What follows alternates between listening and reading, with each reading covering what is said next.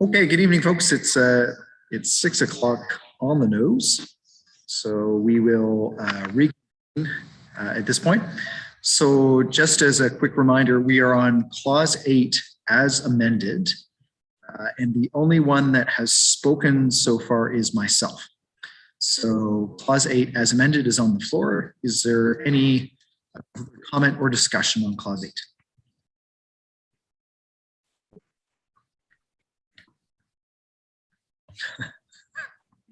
Should I call the vote?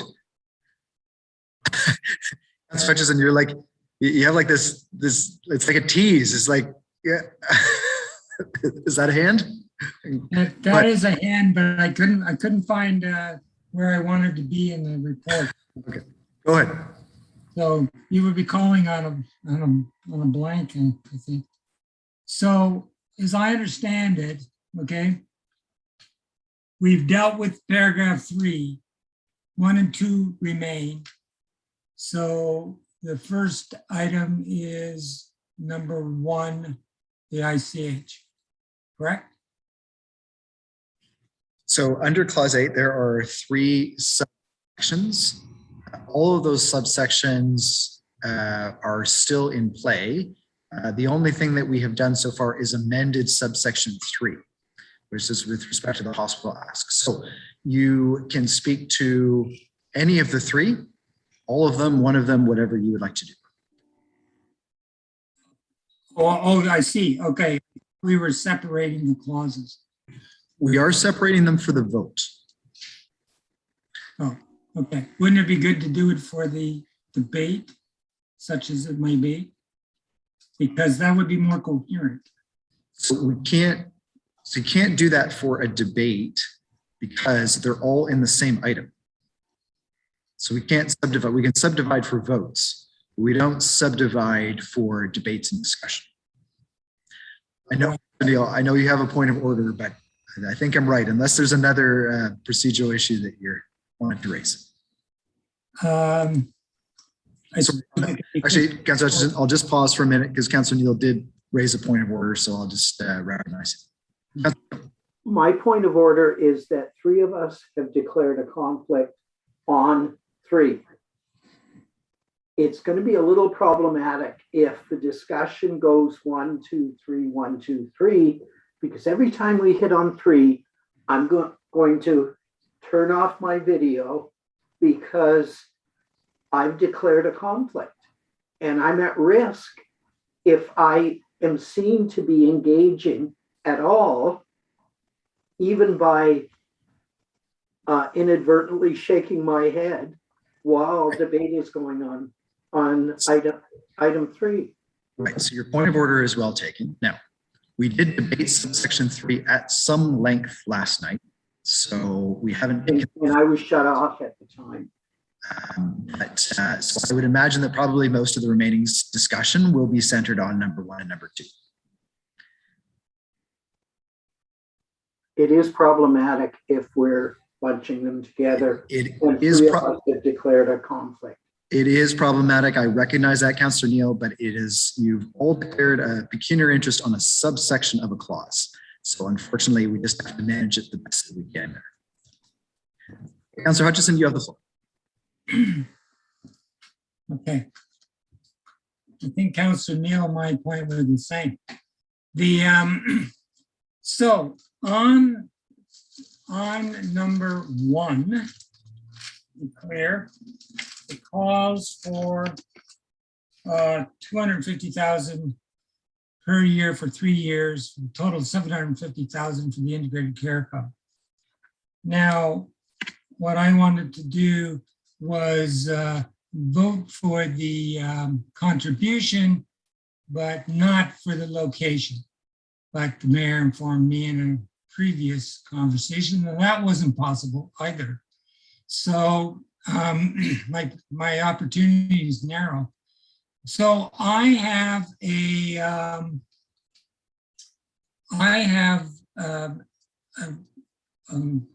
amendment which the clerk has, and if he could put it up, that would be really useful, please.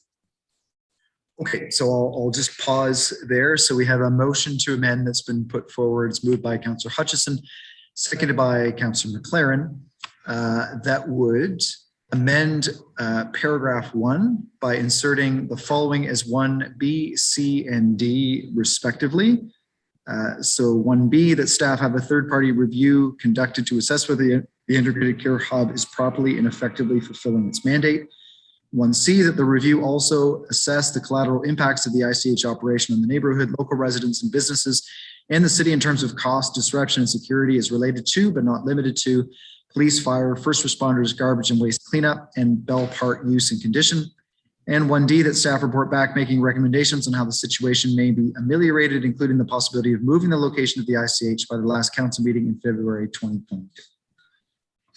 Okay, Councillor Hutchison, you have the floor. Your amendment is on the floor, and so I will start your clock and you can speak to your amendment. Okay, I'll be as quick as possible here. What I'm trying to do is address the numerous neighborhood issues with businesses and with residents that have arisen and are continuing to arise. And I know of at least 1 or 2 councillors that know that this is going on and have caused something of real difficulties for the people that live in the immediate vicinity of the ICH. Notwithstanding, the ICH appears to be doing some good work. So my first point on the third-party review is to have a review that we've had reports, but do not have a dispassionate clinical review of the ICH operation, its management, use of resources, and effectiveness in obtaining all of its goals in the health, mental health, and as a housing shelter, assisting the transitioning of the homeless to better housing opportunities. And so that's the first reason, that's the reason for the review, so that people can have confidence in what they're receiving. The other part is the collateral impacts I just referenced, which on the neighborhood, local residences and businesses, particularly the costs, disruption, and effects on security. Now, I've named some of them: police, fire, first responders, garbage and waste cleanup, Bell Park use and condition. And there is and continues to be, for instance, for example, a considerable amount of garbage and waste being produced, way beyond what was there before, and even way beyond what was there last year, or even 6 months ago, okay? And it's costing the city a considerable amount of money. It's fairly shocking, actually. And my third point is the staff report back by recommendations and how the situation may be ameliorated. It's not that staff haven't been trying to do this all along, and some good work has been done, and some work regarding security, for example, fencing along the back of Rideau Street in Montreal because of people invading backyards and taking things and stealing and the whole 9 yards. So those things have been done, but the situation is deteriorating. It's not getting better. If I could see how it was getting better in an incremental way, I wouldn't be making this motion or this amendment. I do think the ICH is doing something worthwhile, but I like it proven to me. And I also think that, but these other issues exist, and I don't think it's fair to the businesses and residents in that area, because they're basically doing the social work and in some cases the economic work, and when it comes to businesses, they for us all.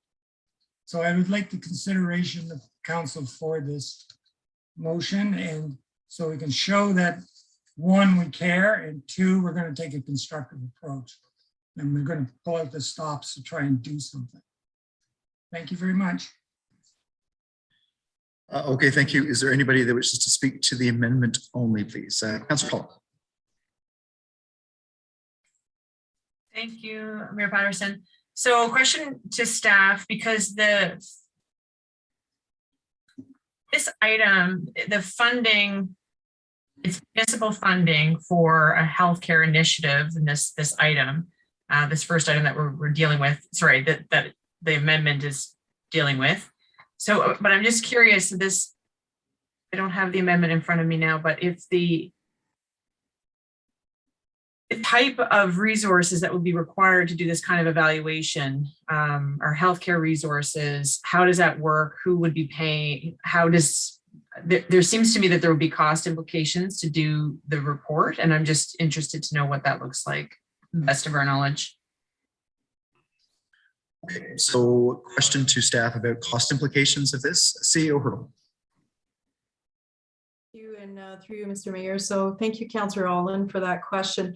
I think we could get some support from different resources. One being probably Queen's University to help us with some of the data collection as well as assessment, especially around healthcare.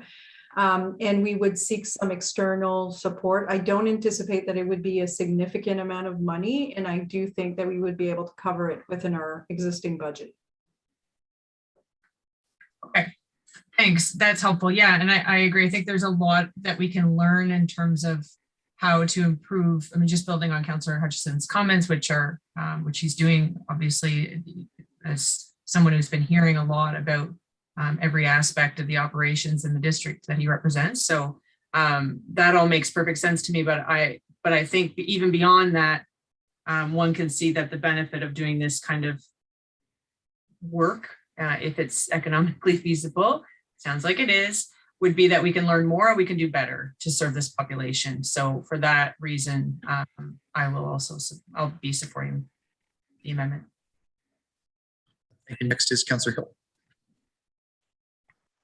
So I'm just for clarification purposes, if we approve this amendment and we're waiting for the study to be done, would the integrated care hub be funded? The way that the amendment is written, Councillor Hill, it's not making the funding conditional. It's just additional instruction to staff in addition to the funding.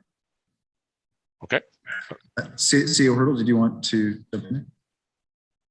Thank you, and through Mr. Mayor. So that's correct. The funding is not conditional, but I do want to basically point out to council that for 2022, we would obviously allocate the funding and continue the operations because otherwise it would be closing in January.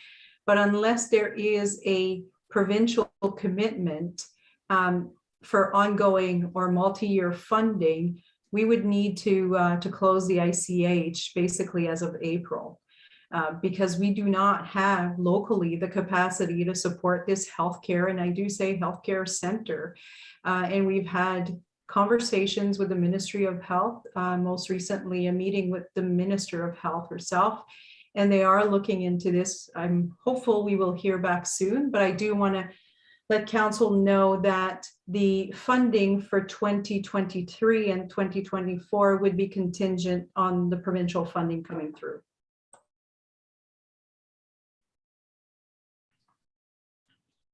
Are there any other questions, comments on the amendment? Thank you, Mayor Patterson. Really quickly through you to staff. Some of the exploration that Councillor Hutchison's rightly and understandably asking for, is any of that already scheduled to be done? I'm just wondering if it's redundant.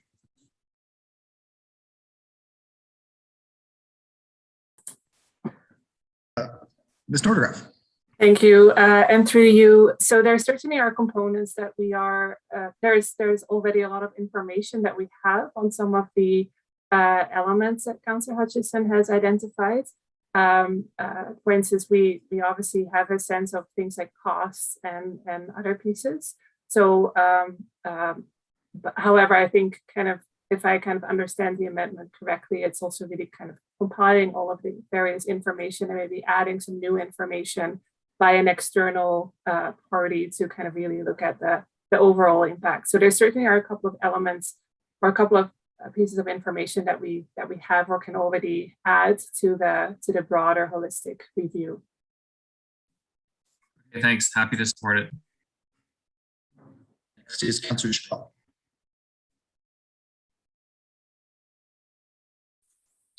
Thank you, through your worship. I'm actually very impressed with the proposed request for a greater line of sight and scrutiny as to how expenses are made.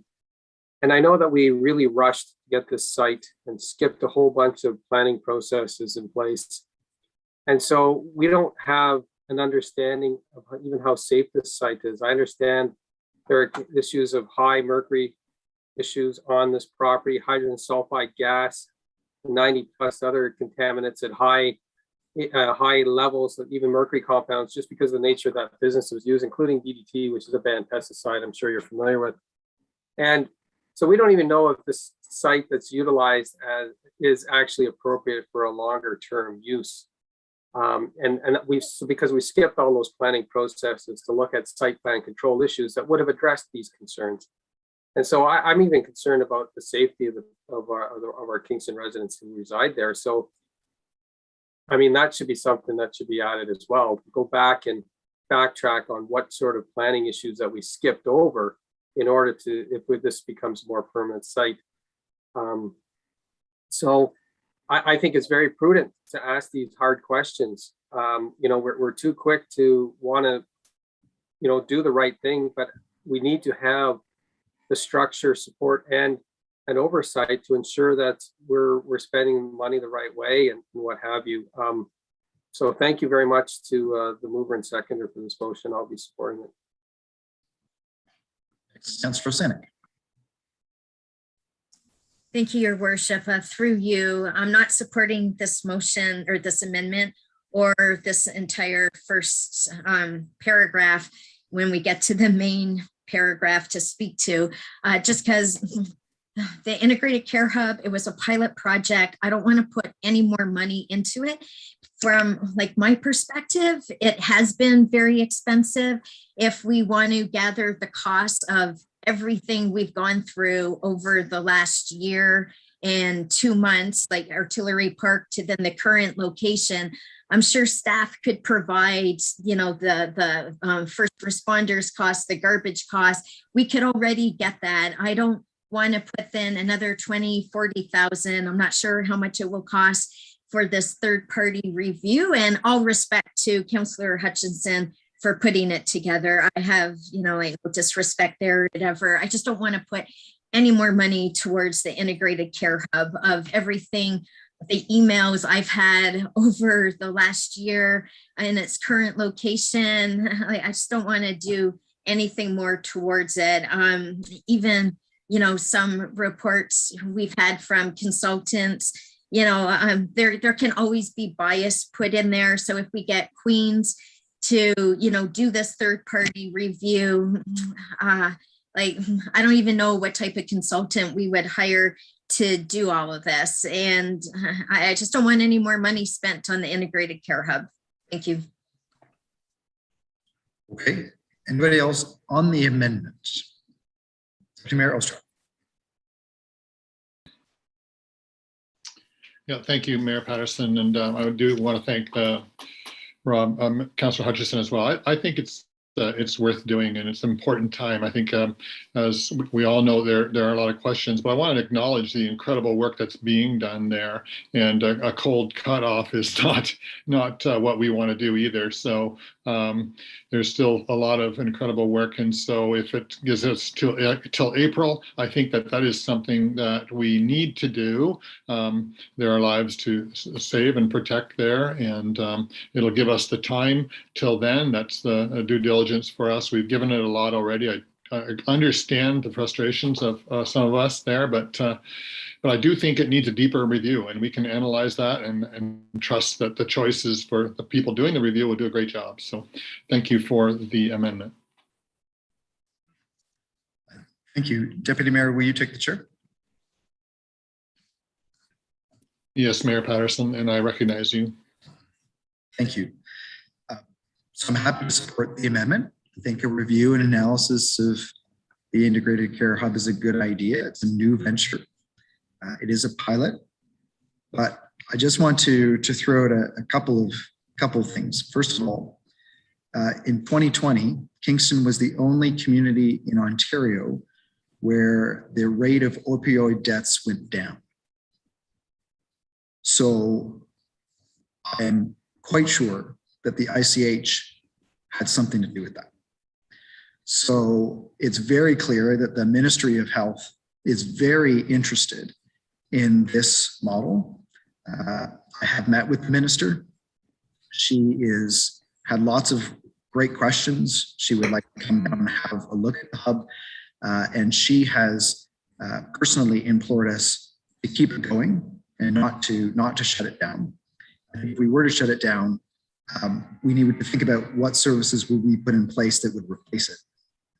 Because I think just ending the ICH is just simply not an option. So for all those reasons, I think that the review and the assessment and the data that Councillor Hutchison is asking for is good.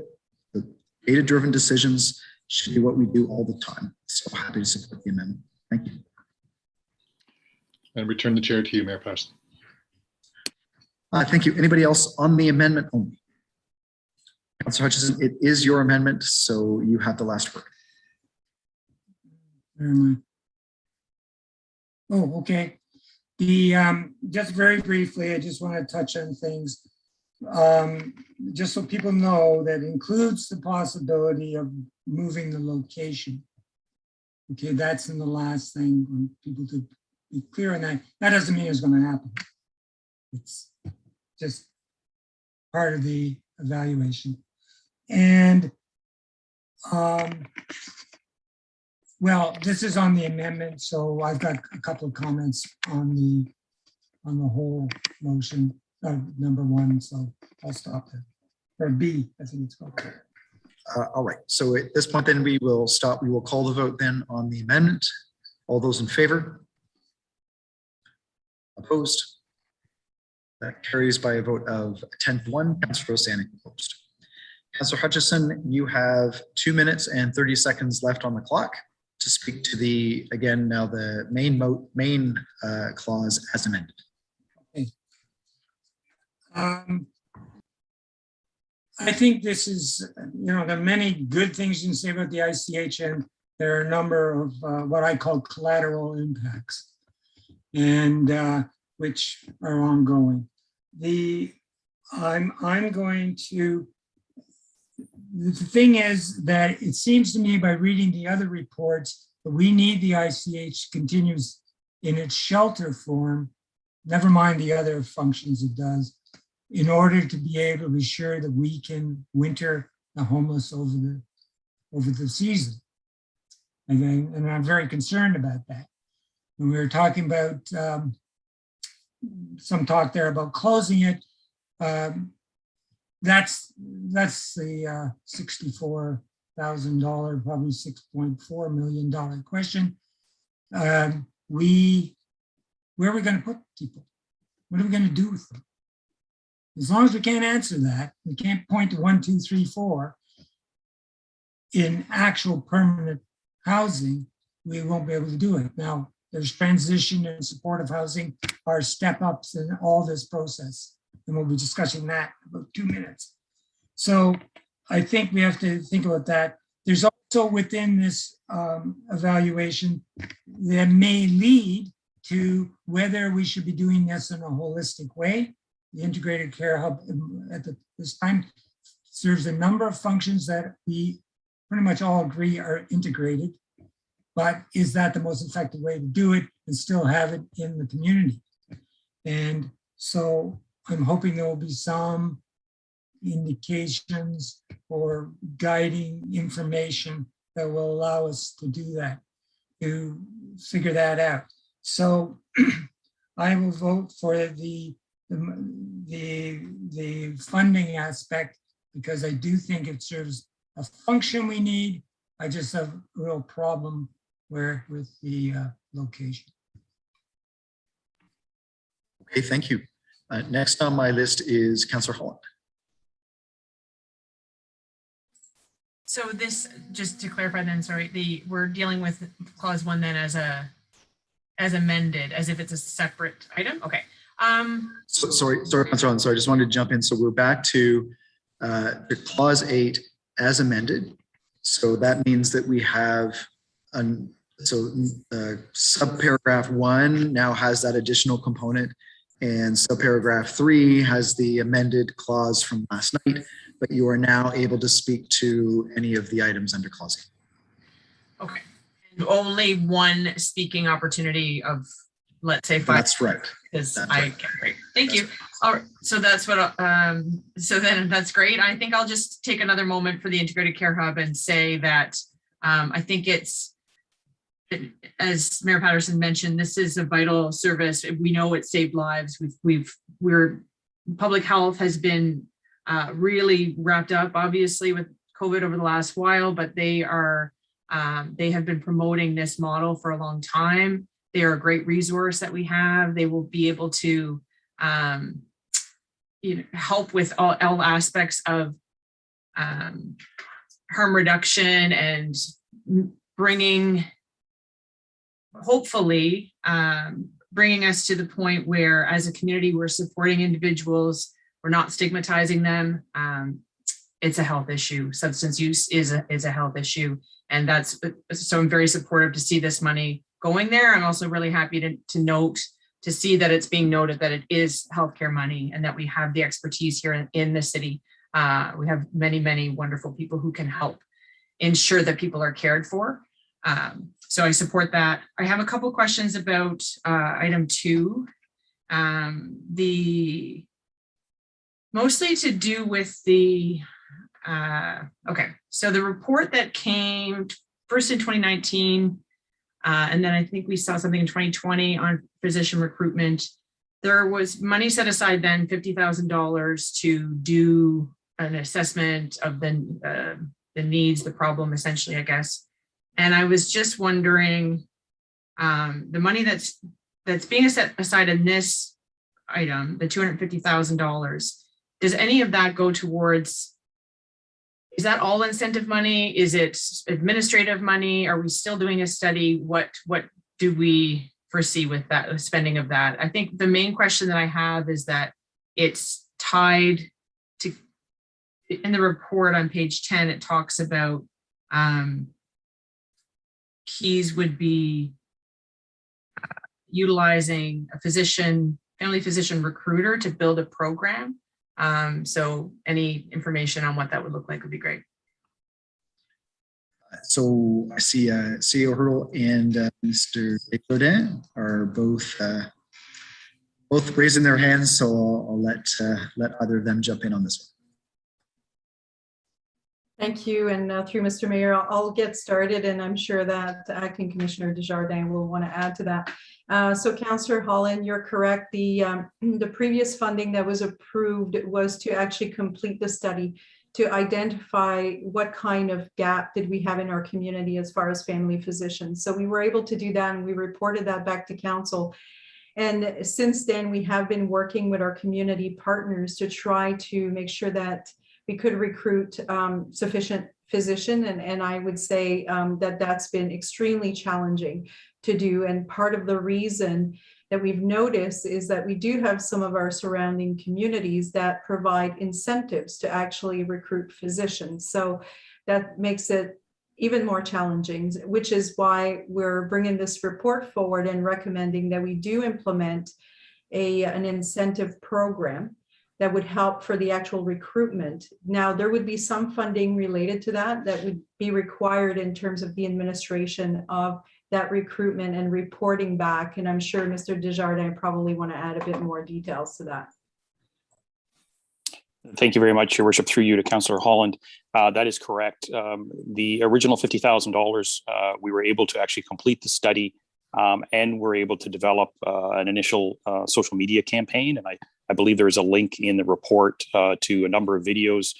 Our family physicians in Kingston were incredible to work with in developing some content. The actual additional funds that are referenced in this report, the bulk of that will absolutely go to recruitment. The bulk is the main amount is 15 times $100,000 for the actual work contracts, the agreement of service with the doctors, and the remainder would be for a recruiter and administrative costs. The administrative component is very, very small. The bulk will be a full-time recruiter and as well marketing and related costs. Okay. Thanks. I guess I have some doubts.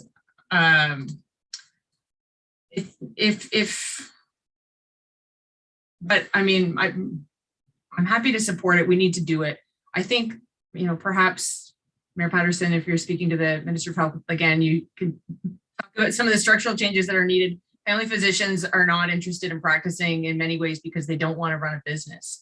And the way that the fee-for-service system operates is a major challenge. I know that there's reference in one of the reports to funding available for clinic, turnkey operations, that kind of thing. The structural barriers to operating a family practice is a major component in people not wanting to do that work. So, I remain hopeful that we can recruit people who do and who are attached to clinics. But I think we need some structural change to really get to the bottom of what's going on with the family physician shortage. Thanks. Thank you. Next is Councillor Osanek. Thank you, Your Worship. So I do support putting money towards recruiting physicians because we're so desperate to try to bring them in. And in this report, I think it did a really good job of outlining what other cities have done, how much money it took them to recruit physicians, and they were successful at recruiting those physicians. So I didn't realize that other cities were, targeting physicians so aggressively with all those incentives. And I think we have to play catch up and offer those same incentives to get more doctors to this community. So I support that part. I have a question to staff about the integrated care hub. So we know that we're going to be using up to $250,000 from the Social Services Relief Fund Phase 3, but also it's like for this year, 2022 coming up, $250,000 from property taxpayers' money. Is that right, CAO Hurdle? CAO Hurdle. Thank you, and through you, Mr. Mayor. So Councillor Osanek, that's correct. So that would be a total of $500,000 for 2022. And to put it in perspective, it's about $250,000 per month to operate the center. So that actually covers about 2 months of operations. And we are working with United Way, who has also committed some dollars to the integrated care hub to cover an additional month, which is why it takes us basically to April of 2022 with this funding. Unless, like I said, we get some multi-year or additional funding directly from the province, we would be looking at having to close the integrated care hub at that point in time, because we do not have sufficient dollars to support the operation on an ongoing basis. Thank you. So last year when we were funding the ICH, all the money was coming from the province and then we were distributing, because I know we kept asking staff, is this coming from property tax dollars? And the answer was always no, right? But here we are now using property tax dollars for healthcare funding. And, that was, that's the consequence. If we go down this slope, right, it's going to be another thing that comes up that we're going to have to fund. So anyway, I just don't want to put any more money towards the integrated care hub from the property tax dollar base. Thank you. Okay, thank you. Next is Councillor Paul. Well, thank you, Worship. So just in terms of the integrated care hub, I sort of share the same concerns. I mean, I really hope you're successful in your discussions. I mean, I think this is something obviously that the ministry should be taking on, but boy, at what what a significant expense this is going to be across the province, because I would have to think that most communities of any size are going to want something similar to this. And so I hope, but I'm not confident, that's for sure, that this will get approved ultimately for funding. So, we'll see how it goes. But I think in the interim, we do have an obligation to try and address some of these concerns and try to support these folks. And I appreciate what Mayor Patterson said about the fact that our rate of opioid death is declining. That's a good thing. But again, just as when we talked about number 3, we're really venturing into a territory that's should be provincially mandated. In terms of physician recruitment, I hate to see a situation where one community is competing against another community, throwing it. I would much prefer to see the Ontario government outlaw that kind of thing. So because I suspect, and I'd have to ask staff about this, but I would suspect that Kingston could compete favorably for physicians if the incentive programs weren't in place in communities across the province. I would much prefer to see us lobby. I mean, I will support this because we need the physicians. There's no question about that in the short term, but in the long term, I would really hope that we would lobby to see the practice, I guess,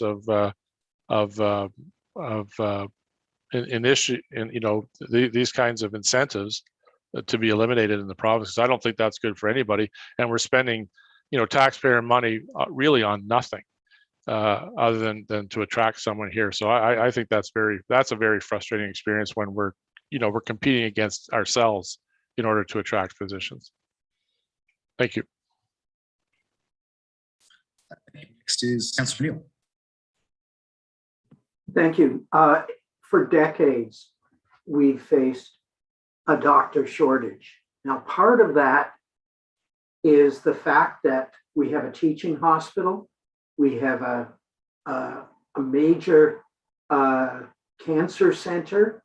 All of those doctors, unless the province has changed the way they count, all of those doctors are counted as being Kingston doctors, but they do not practice family medicine. And so the result is that I've talked to people who have waited 2 and 3 years and are still looking for a family physician. And they drive to Brockville or they drive to Belleville with their children because that's the closest family doctor that they could find.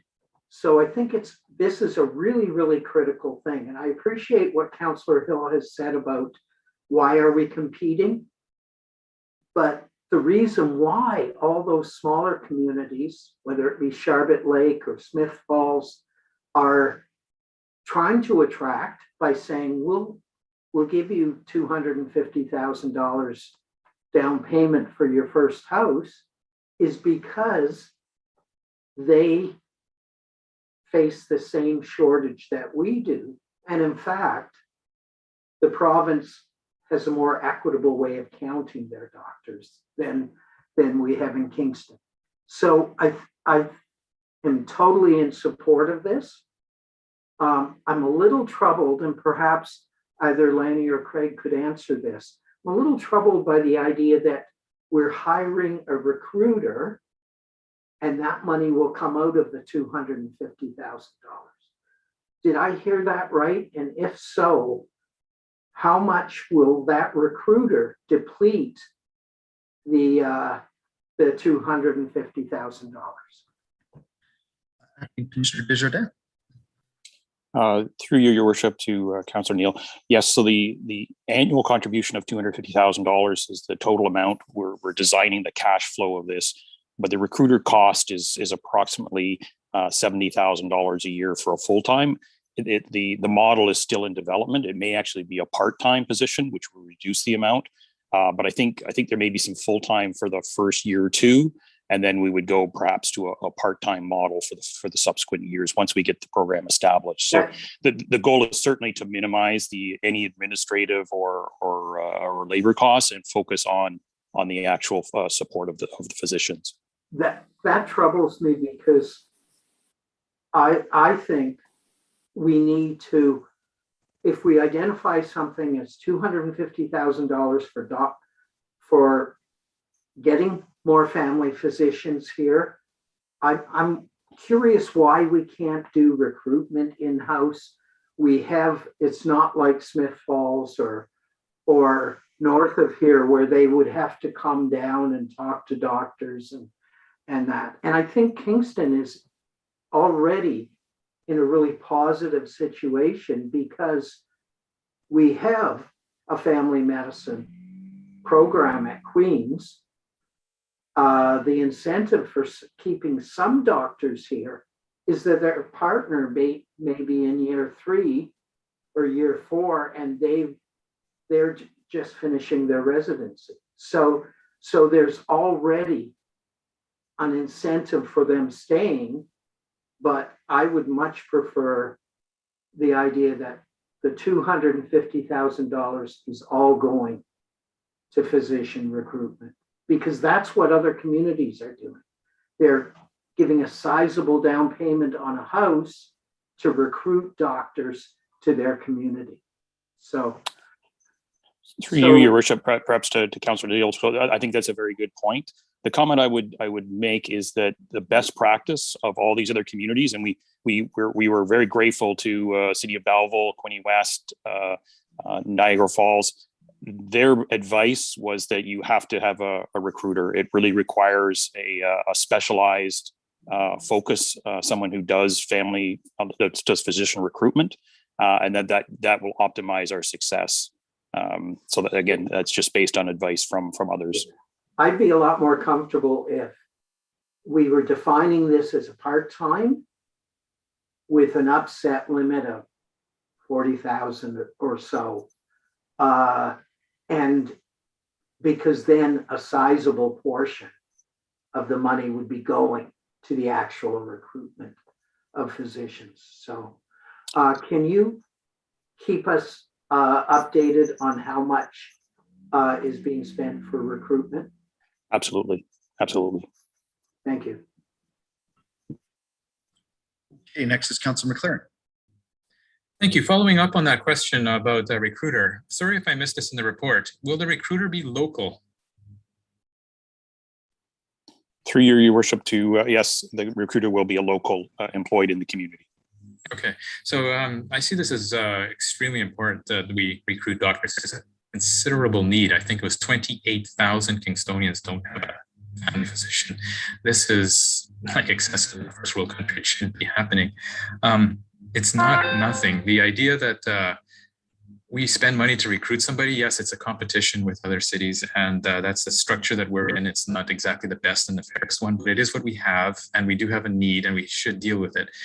And spending money on recruiting physicians is probably a good economic development thing, because it's bringing people who have a higher than average economic impact on the community. That's a lot of disposable income to help a lot of other businesses and stuff. And if they live here, and including the recruiter, this money is circulating here. So I want to thank staff for bringing this report here, and Councillor Hutchison, who actually started all this many, many years ago. Thank you. Thank you. Councillor Kiley.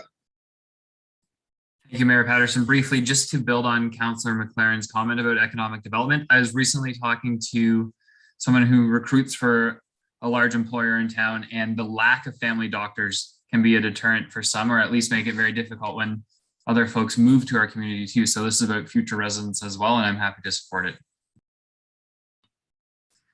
Okay, thank you. Is there anybody else that wishes to speak? Okay, so what we're going, Councillor Chappell, go ahead.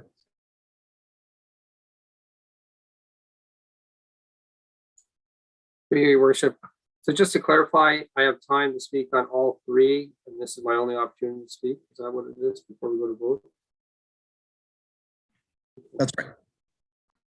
Since the most recent topic was the doctor recruitment, you know, yesterday we had the chair CEO of the hospital talking about the great benefit and the driver of the economic benefit of the hospital reinvestment. and how that's going to be a real attractor to doctors and young professionals. And quite frankly, if you compare having a doctor here in Kingston versus a doctor who's up in Bancroft, the issue that we face is that the doctor in Bancroft doesn't have their peers to work with or collaborate with as closely as someone who would be right here in Kingston. So the premise of basically competing with these smaller communities is quite disturbing. And I do think the effort should not be made to bonus doctors to come here, but the effort should be made to change what Councillor Neal has alluded to, is to remove those doctors who are not practicing family care and medicine off the doctor's roster so you can increase the numbers allocated for funding in the city of Kingston. And that's really what we should be focused on. Once we do that, I think you'll have a natural population of people who want to be in Kingston, because I know Mr. Desjardins has said many times, Kingston is an incredible place to recruit. He's doing all the analysis behind the scenes and all of the interests of people wanting to come here with professionals and young families. And those are all merits that Kingston has to offer. We've got Tourism Kingston that promotes it. We've got KEDCO that promotes it. I don't think we need to be spending taxpayers' money to recruit doctors. I think what we need to do is be spending a very earnest effort with perhaps our head of council, and with the support of staff, lobbying to change that parameter. And it's not only here in Kingston, it's here in Thunder Bay, it's in Sudbury, it's in Hamilton, where they have teaching hospitals. That was one of the key issues that we discussed a year ago when we first discussed this issue. So so I will not be supporting spending money to recruit doctors, and I will not support giving out a $70,000 a year contract without going to a competitive bid. There are a lot of professional independent headhunters that actually live right in Kingston that could be doing this job and not just giving it to local keys because it's convenient. So I don't think the professional quality of doctor recruitment is specialized. I would have preferred to have seen a list of potential candidates that could do that work rather than just offering it off at $70,000, because to me that's against our procurement policy of an expenditure beyond $50,000. Then with regards to the ICH, when we were discussing it originally, we were moving it from Artillery Park. It was very clear that this was provincial funding, and I made it very clear at that time that I did not want to see taxpayer-funded money going into this, because it is also a provincial mandate. It is healthcare. And if you look on page 398 of the report, or 430 of 444 of your schedule and agenda, you will see from November 1st, 2020 to October 21, that this integrated care hub has cost $3,296,275. And that doesn't account for the policing costs, the ambulance costs, or other things. Service care provider, $2.2 million. Cleaning and laundry, $192,000. Security, $170,000. Portable toilets, almost $9,000. And it goes on. Lease is the cheapest. It's $113,000 to rent the place, and we're not even sure if that place is actually a safe environment for these people to live, especially the way they're camping out on the grounds of contaminated property. So these are all very serious issues to then have our taxpayers pay for this and commit to this without doing a proper assessment of that location being proper, which is why I supported the amendment. I don't think this is a good expenditure of taxpayers' money in the city of Kingston.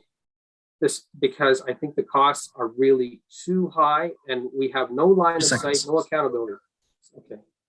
And then finally, with regards to the hospital fine, a taxation of the hospital, I will not be supporting that. That's also a provincial mandate. We're looking to spend $25 million of taxpayers' money, and I don't get a tax receipt for doing it. I think it should be incumbent upon high-paid professionals, and I met Thomas before, for him to work with a team and get the community engaged. There's other ways they can raise that money, and I don't think it should be a burden on a taxpayer. So I will not be supporting any of these initiatives going forward tonight. Thank you. Thank you very much. Next is Deputy Mayor Ostroff. Yeah, thank you, Mayor Patterson. And I just wanted to speak to it as well. I'm comfortable going ahead with number one and what we have discussed here tonight. I think it's the right way to go. And if by April we can't get provincial funding, then we will consider the changes from there. The physician funding, I think I agree with just about everyone who speaks here in supporting it. The parameters, as we've heard here, are we wasting our time? Like, is the government going to allow us to actually bring in, if they've set the limit, or is it we can go beyond that on our own, or will they actually restrict us from having more doctors? Your worship, through you to the councillor, we do have vacancies, so there is no problem bringing in doctors. Okay, thank you. And I know I'm troubled a little bit by the recruiter part too. I'm glad it's going to be local, but I do think we have, I would think economic development and our innovation department could tag team on that with, instead of adding another salary to the grid. But I'm a little bit bothered by that, but I think that we could do a very good job of promoting it from within. So, and I'm happy to support that initiative. And I'm happy to support number 3 with our hospital funding. Thank you. This is Councillor Stroud.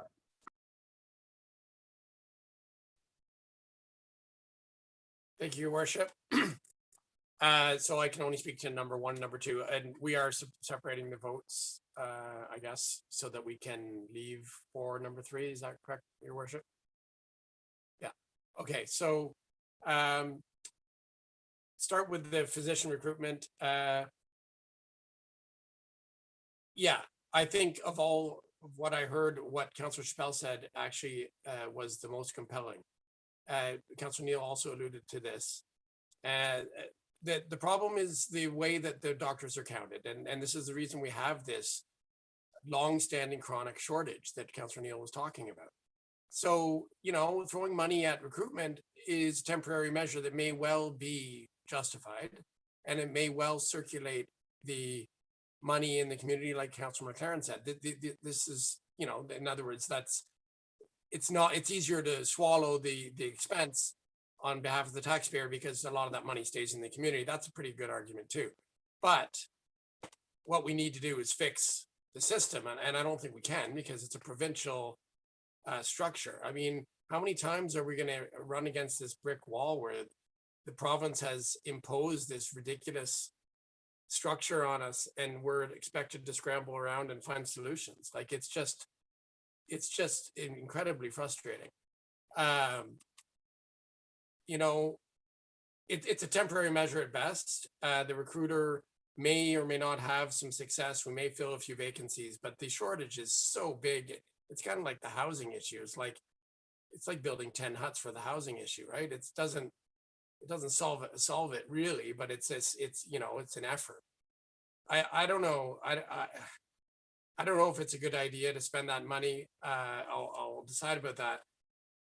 I am kind of 2 minds on that. On the integrated care hub, okay, so why would a municipality pay its own budget money, its own money collected from taxpayers money, for supports for these individuals that do have access to other supports that are provincially funded? This is the reason why the ICH was provincially funded when we first set it up. We had that funding. It made a lot of sense at that time, and I supported it at that time. Now that it's coming out of our budget, I know it's a temporary thing, but it really, it's throwing our good money perhaps after bad, because we haven't really had the results from the existence of the ICH that we would like. Let's be honest about our reality check here. We've had a COVID outbreak. We've had, multiple security breaches. We've had all kinds of stories there. I mean, it's a nightmare to manage, I'm sure. The folks that work there, I'm sure the most dedicated, but we're not going to be able to fund it forever. So either we say no now or we say no later. And I think Councillor Chappelle is correct when he says that it shouldn't be taxpayer money. That should be provincial funding. And if it's not provincial funding, unfortunately, we need to draw the line. So on that one, I will vote against. On the family physician one, it's probably going to pass, but I really think that maybe I'll ask Mr. Desjardins a question. To Councillor Chappelle's point, how could we advocate for the counting of the physicians that do not practice family medicine in our region, in our city? How do we advocate for that accounting to be different? Thank you, Your Worship. Through you to Councillor Stroud. We will continue to make that argument. Part of the value of the physician supply plan that was created was that it actually provided us with data to build that case. And Councillor Neal is 100% correct. The accounting of which doctors actually practice versus the doctors that have an address in Kingston is part of the challenge. We will continue to make that case and advocate. Certainly, council's support as well as support from our provincial member is an important part of that. I think part of the challenge has been that the Ontario Health Team development has sort of been part of, as that sort of organization and apparatus is developed, primary care is a part of that, and it's sort of delayed the any response or change of our status. Thanks. And Mr. Desjardins, a second question. This recruiter, would they have the ability to perhaps dispel myths and do some public relations amongst the family medicine practitioners that are barriers to recruitment, like rather than straight recruitment, like rather than bonusing and all that kind of thing, bribing doctors to come here? That's a very good point. 100%. Yes. Do that? Yes. A big part of it is communication. Councillor Stroud, you have 30 seconds on the clock.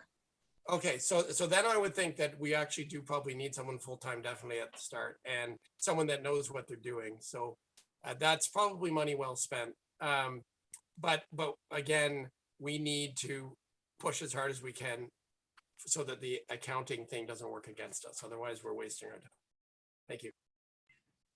Okay, so everybody is in. So at this point, we will call the vote on, oh, I'm sorry, Councillor Doherty, you're the one person that has not spoken. You have the floor. Thank you, Mr. Mayor. I just have a couple of questions for staff.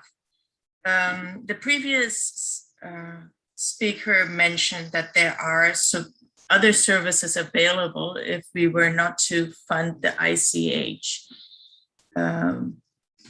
I just wonder if we could respond to that. Where would people go? Where would the clients go? And what could we expect if we were not to actually vote in favor of this, number one? Ms. Photograph. Thank you, and through you, thank you for that question.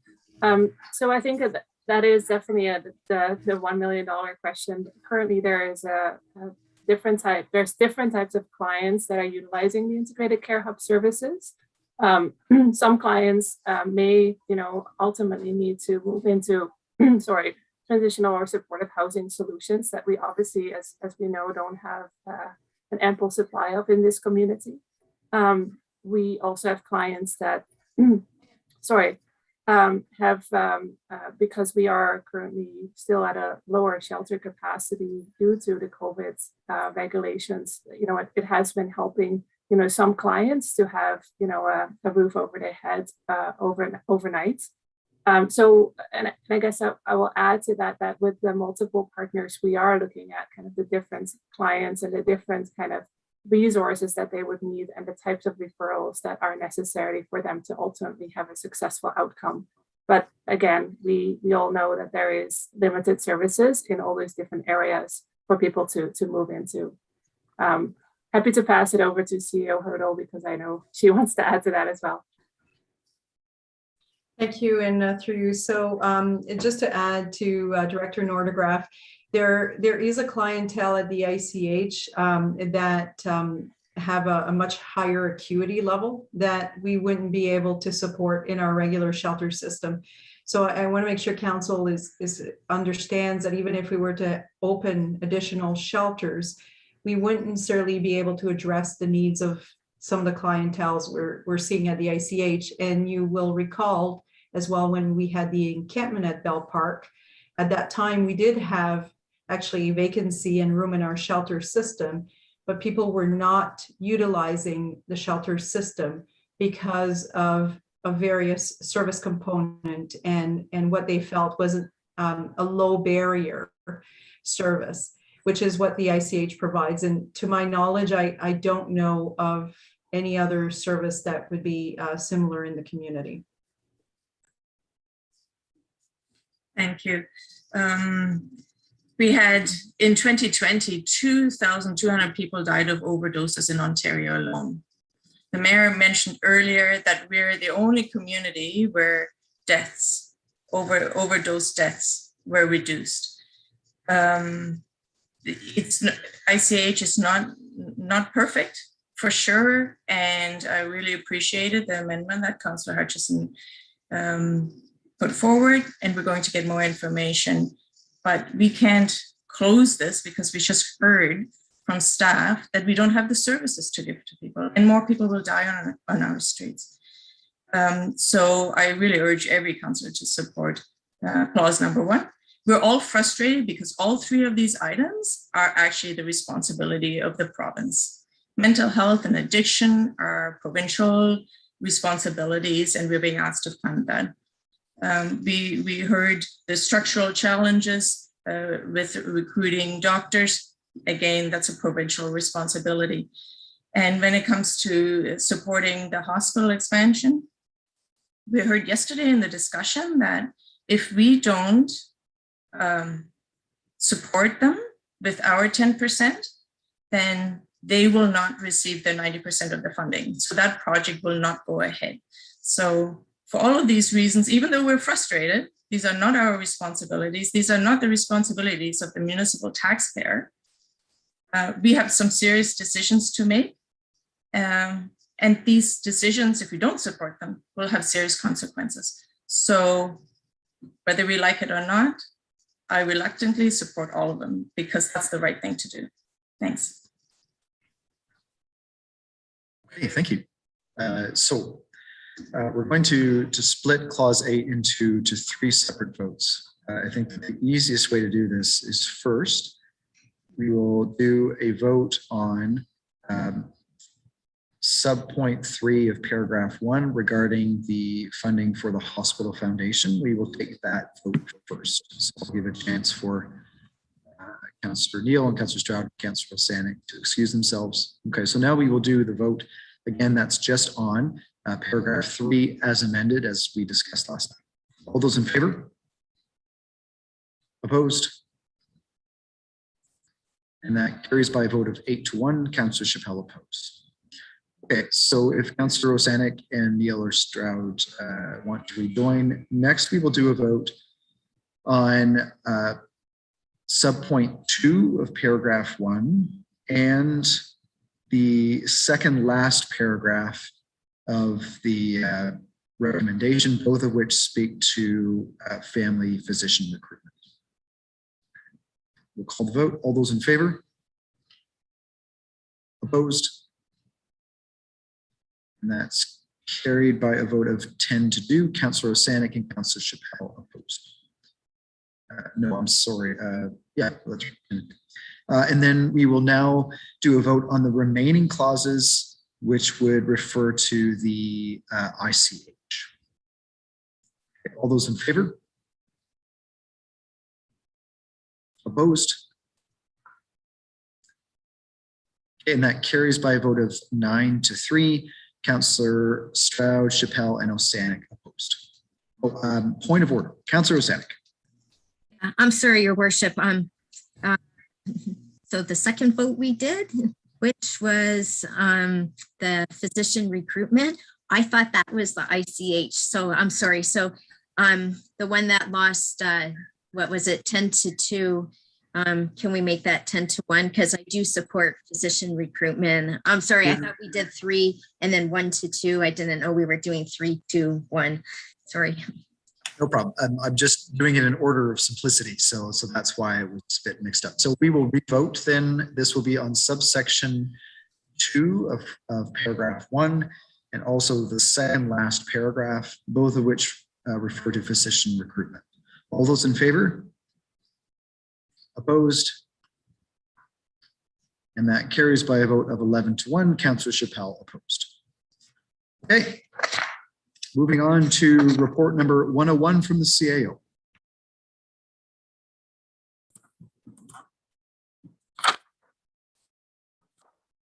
Moved by Councillor Osterhoff, seconded by Councillor Stroud. The report number 101 from the Chief Administrative Officer, consider, be received and considered. Okay, so just hold on for a second, Councillor Neal. So this is a consider report that is a little bit different from other consider reports. In a typical consider report, we move one option and then that's it. Now, in this particular case, it's a little bit more complex because it's possible to move one option and then depending on whether that option passes or fails to then move another option as well. So at this point, there are 3 options that are on the table. So I will invite a councillor to move one of the options and then we will discuss it from there. Okay, Councillor Neal, you had your hand raised first. So which option would you like to move?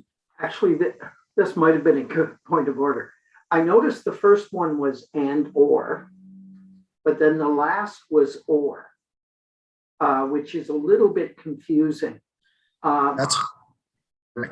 So essentially, if we the easiest way to do this, Councillor Neal, is rather than try to explain all the potential hypotheticals, it would probably be best if a councillor wanted to move an option, then we will discuss that option. And then based on the outcome of the vote, it will be clear whether or not there is an opportunity to pass any of the other options as well. Okay, my other, and I don't know, this might have been a point of order as well. And if Ruth or Lanny could comment on this. The first 2 are costed out. The third one is not costed at all. But the third one is motel rentals. And it's my understanding, if I recall, and Councillor Doherty can correct me if my memory is lagging, but I believe we approved an increase of funding, and that's always been a budget line. And we increased that when we discussed housing and homelessness at our Housing and Homelessness Committee. So that one's a little confusing. I would hate to lose that as an option because one of the earlier ones got voted on. Am I being coherent? It's not a traditional point of order, but Councillor Neal, I understand what your point is. And so I think in this case, I'll allow the question outside of regular debate on one of the options. CEO Hurdle, are you able to provide some clarity on that question? Thank you, and through you, Mr. Mayor. So Councillor Neal, the last option, I'm going to refer to it as option number 3, is basically to continue to do what we have been doing and utilize some of our Social Services Relief Fund Phase 3 to help finance some of that, rather than maybe having to pull from some of our other funds that we might have available. And the reason for that is because we do have to commit the Social Services Relief Fund Phase 3 before the end of this year. So we're conscious of that. Otherwise, we will lose this provincial funding. So it is essentially not taking away from what has been set by the committee, but it would be to enhance it. It wouldn't be taking it away, though.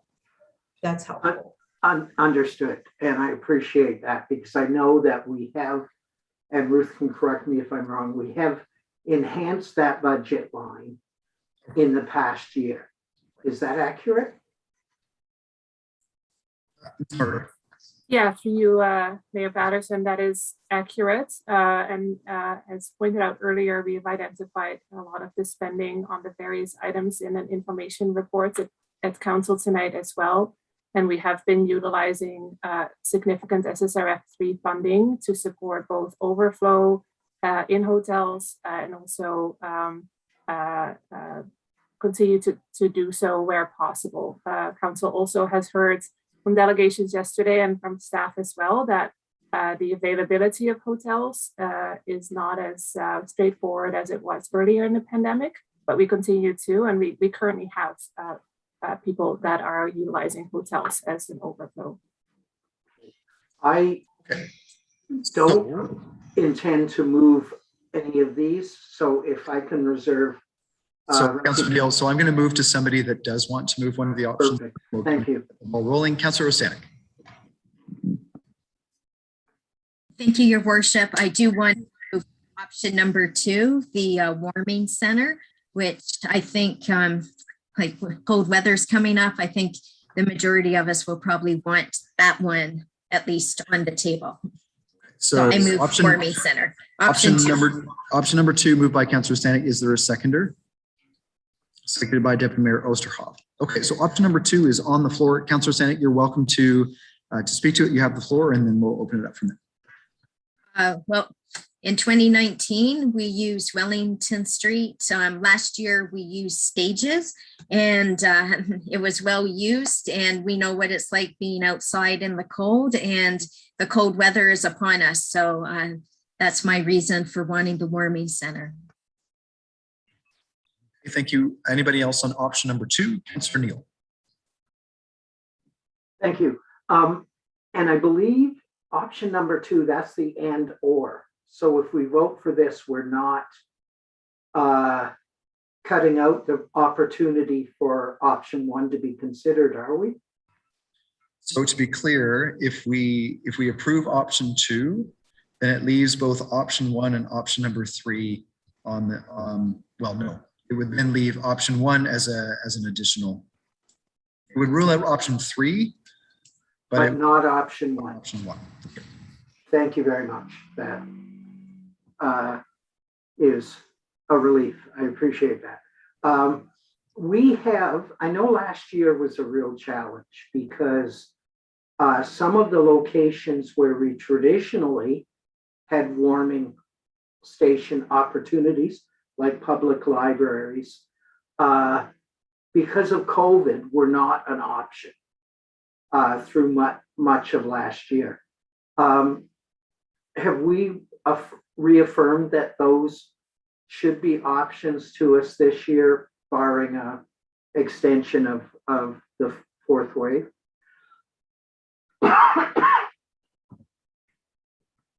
Let's see, O'Hurdle. Thank you, and through you, Mr. Mayor. So I'll get started, and Director Nordegraaf may want to add to that. So Councillor Neal, to my knowledge, those facilities are open for public use. There may be some restrictions in terms of capacity, of course, with COVID, but they are currently, and I do hope they remain open for public use. But again, that all depends on what could take place with the pandemic. Thank you. Have we approached the Salvation Army facility on Patrick Street? I know in the past they've been available as a warming station. Will that be the case this year? Through you, Mayor Patterson, we have approached them and they have declined. They've declined. That's unfortunate. And the integrated care hub, I presume, will continue to be an option as a warming station. Is that accurate?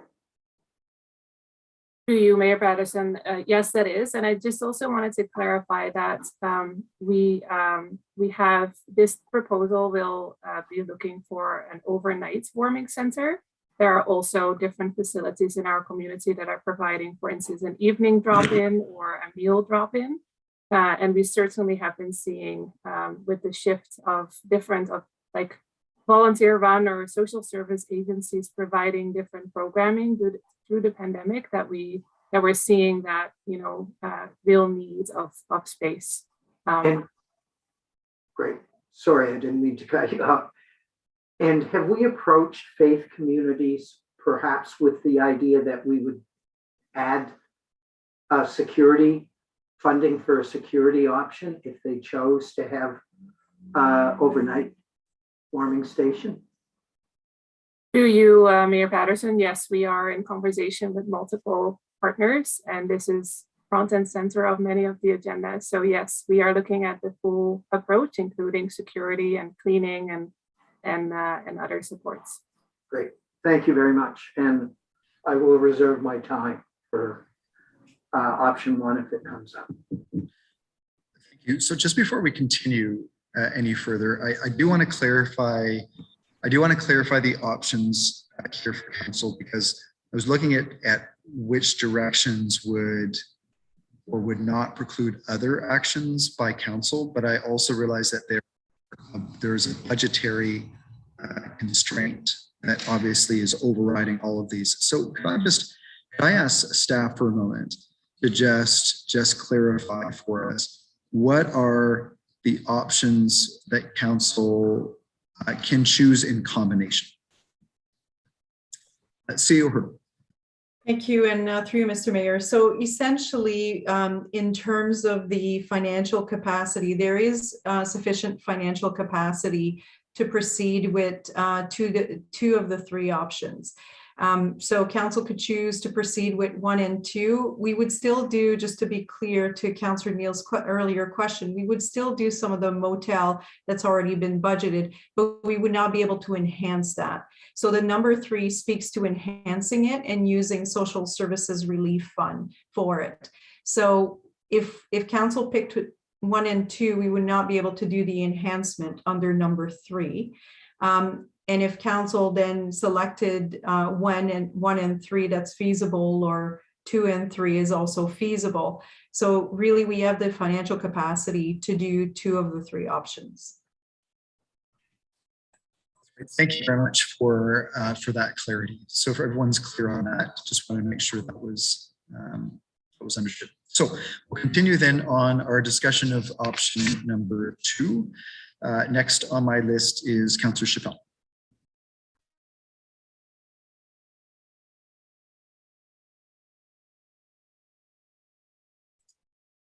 I'd like to call the question.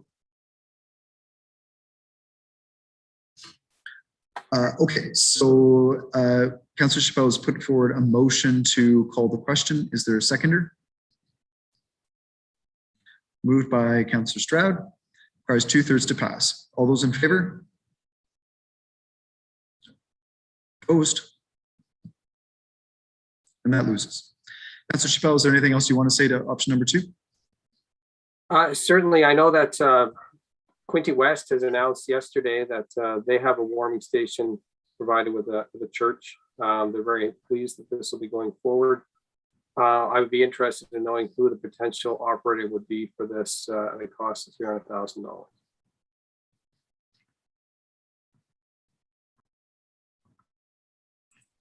Photograph. For you, Mayor Patterson. So we have been, the warming center in 2019 was successfully run by Home Base Housing, and they would be the most obvious partner that we've been working with. Could we not put it out to tender and find if there's a willing partner other than Home Base Housing? I'm through you, Mayor Patterson. Given the timelines, and I'm happy to have CEO Hurdle jump in here as well, but again, given the timelines, I would be concerned about having the ability to run with this, get this running in the next few weeks, but happy to have CEO Hurdle add to that as well. CEO Hurdle. Thank you, and through you, Mr. Mayor. So we wouldn't have, we could probably open it in the winter, but it would be much later in the winter if we went through an RFP. We would have to prepare the document, issue it, provide organization at least a week to respond at a minimum. Review and award, we would have to come back most likely to council for that as well, because we do not have the authority to proceed. So I don't think we would be able to actually open up the warming center until sometime in January, possibly even a little bit later for the organization to get mobilized. So just as someone, I'm confused because this is something we've been doing on an annual basis, and we haven't thought of looking at other service providers who are able to do this work. I just think that's bad. So through you, Mr. Mayor, we haven't actually done this on an annual basis. The 2019 was the first year, I believe, that we actually implemented this. And last year with COVID, we had a number of different services that were operational. I know Councillor Osanek referred to stages. So there were a number of different things that were going on. We didn't have formally, the city did not have formally a warming center last year. So we would have had only one, I would say one full year of experience, which would have been with home-based housing.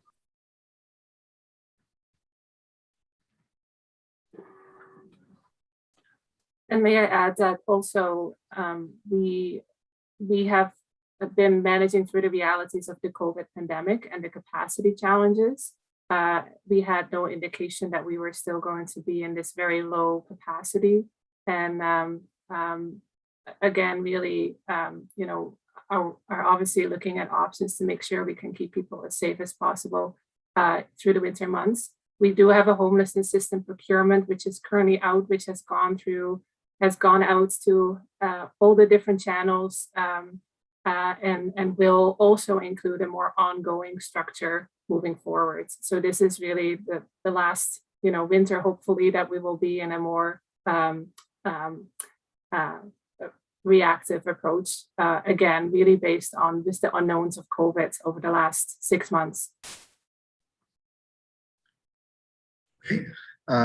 Next on my list is Councillor Stroud.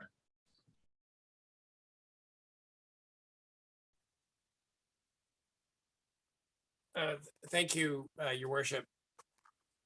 I agree with Councillor Chappell that we shouldn't be sole sourcing something if we have any ability not to, and you know, and why is that? Because it gives a perception that we might be, you know, making promises to an agency that they would be the only candidate before the council vote, and I don't think that's a good. I really don't think we want to be perceived as having favorites. So I went online while the last speaker was asking questions to see if I could determine the board of directors for home-based housing, if it's publicly available, and it's not accessible on their website. So maybe I'll ask staff to tell me where I can find the board of directors. So, Councillor Stroud, I'm just not. This is going way beyond the boundaries of the discussion tonight. I'm sure that if you want to bring or make a request outside of this council meeting for that information, that's fine, or you can choose to vote against it. But we're not going down this rabbit hole is beyond the limits of the debate and discussion on this option. My question is to staff. Who is the executive director and who is the president of the board of directors for home-based housing? So, Councillor Stroud, again, this is, I don't see that this information is relevant to the discussion about whether or not we would vote on option 2. So staff have provided a reason about who would be operating the warming center. And so I think that based on that information, right, that now we have to make a decision one way or the other on that. I'm sorry, Ms. Norton, did you have something you wanted to add? Yeah, and through you, Mayor Patterson, we're also happy to, like, again, we obviously have been working with many partners. We are quite happy to do an expression of interest if that helps the conversation, because I can appreciate the comments. I think we're also just really trying to come up with a solution to support people in a short time frame. So you're welcome to put forward an amendment that would direct staff to issue an RFP if that's the route you want to go.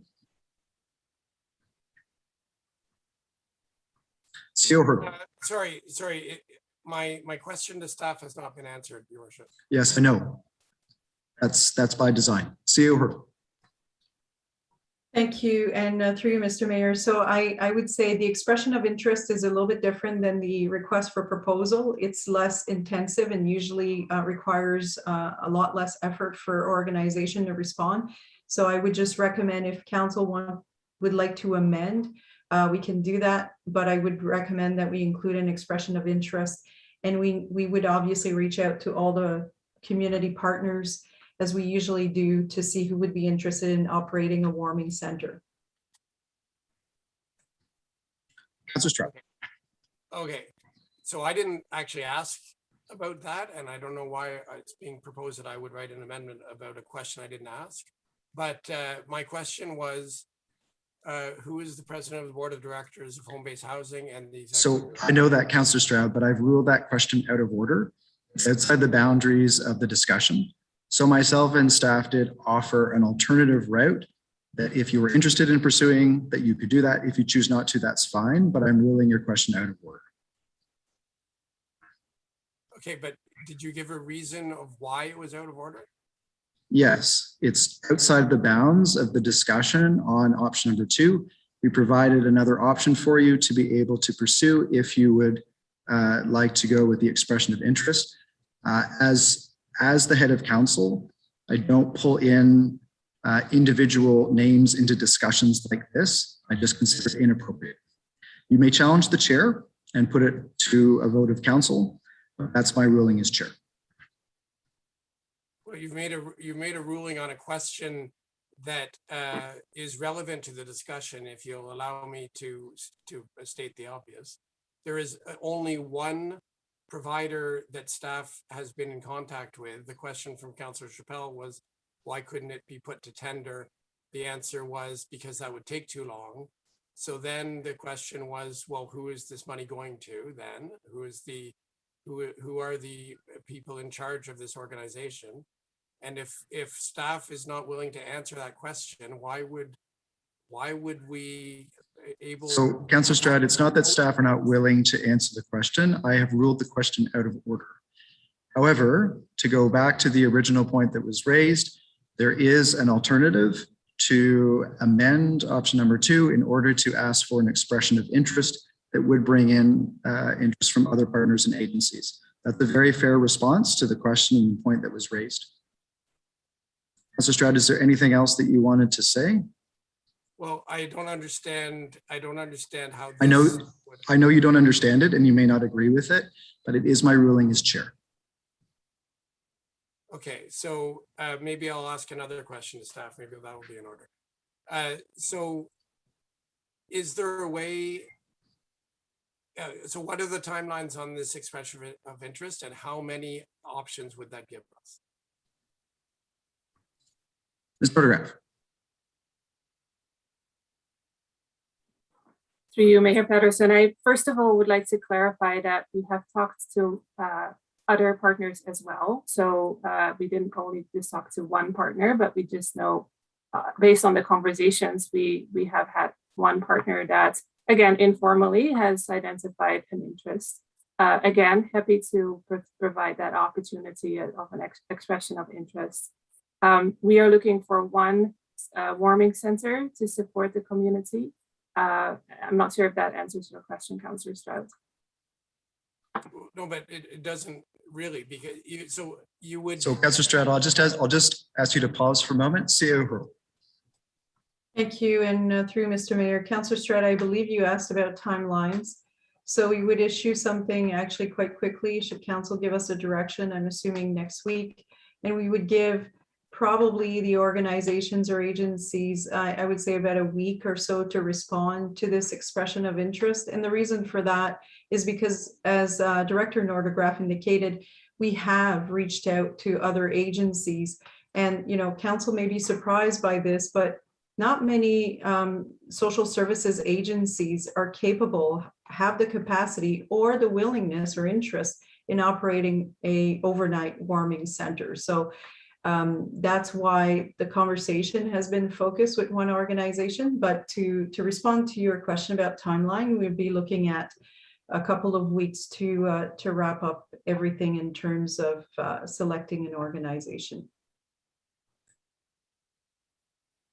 Is the information about how we ended up with this one sole source in the report?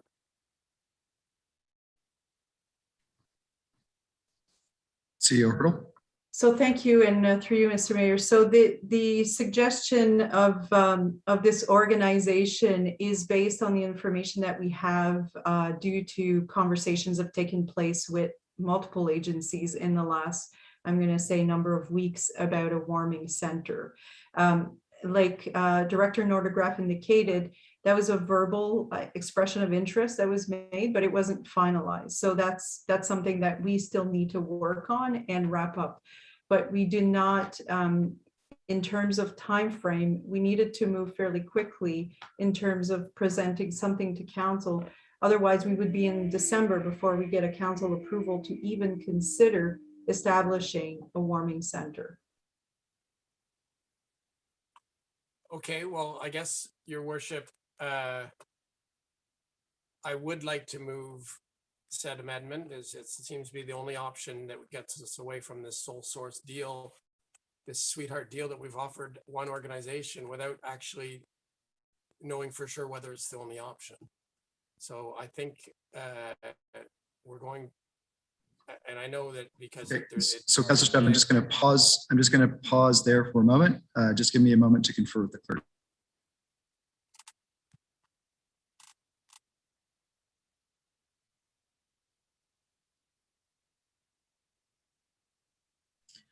Okay, so we're going to take a 5-minute recess for the clerks to draft the wording, and then we will reconvene at 7:36 to discuss the amendment.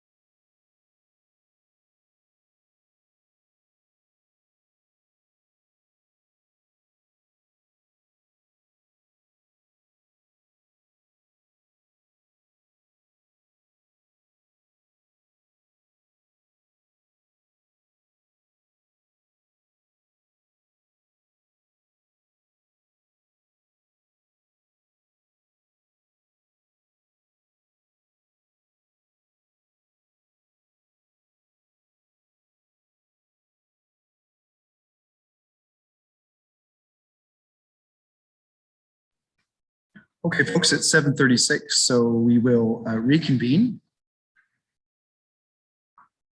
So Councillor Stroud has put forward a motion to amend option number 2.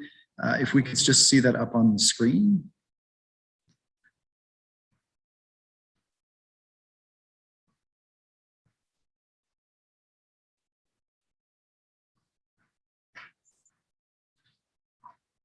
Okay. Point of order, Councillor Stroud. I cannot see the amendment that I've supposedly moved, Your Worship. Yes, no, I know, we're working on it. The clerks are just putting it up now. We can just put that up on the screen.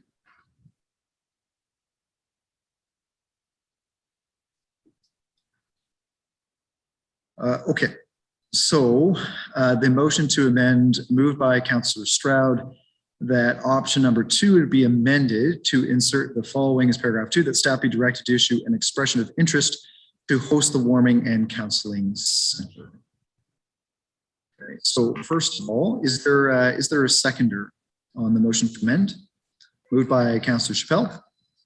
Okay, Councillor Stroud, the motion to amend is on the floor, and you have the floor. I'll start with a question for staff.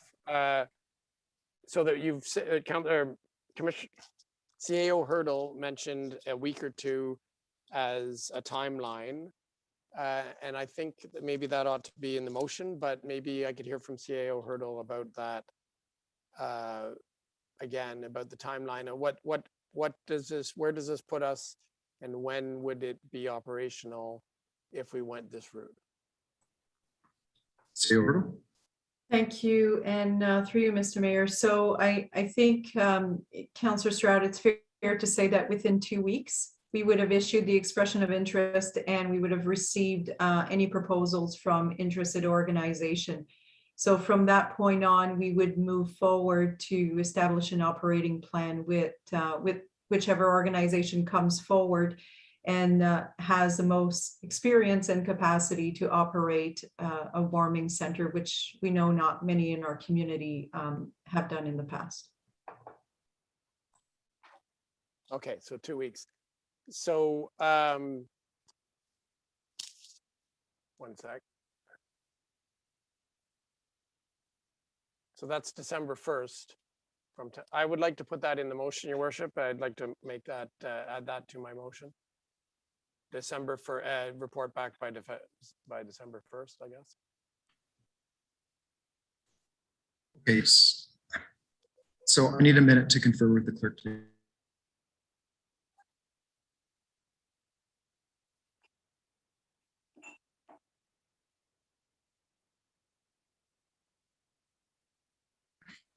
So Councillor Stroud, if you are asking for a report back from staff, that would have to come to the December 7th council meeting. Is that your intention? Well, then not necessarily. I didn't write this amendment, Your Worship. CAO Hurdle, I have another question. If it is on the December 7th agenda, what would the turnaround time be if successful at that council meeting for opening the center? CAO Hurdle.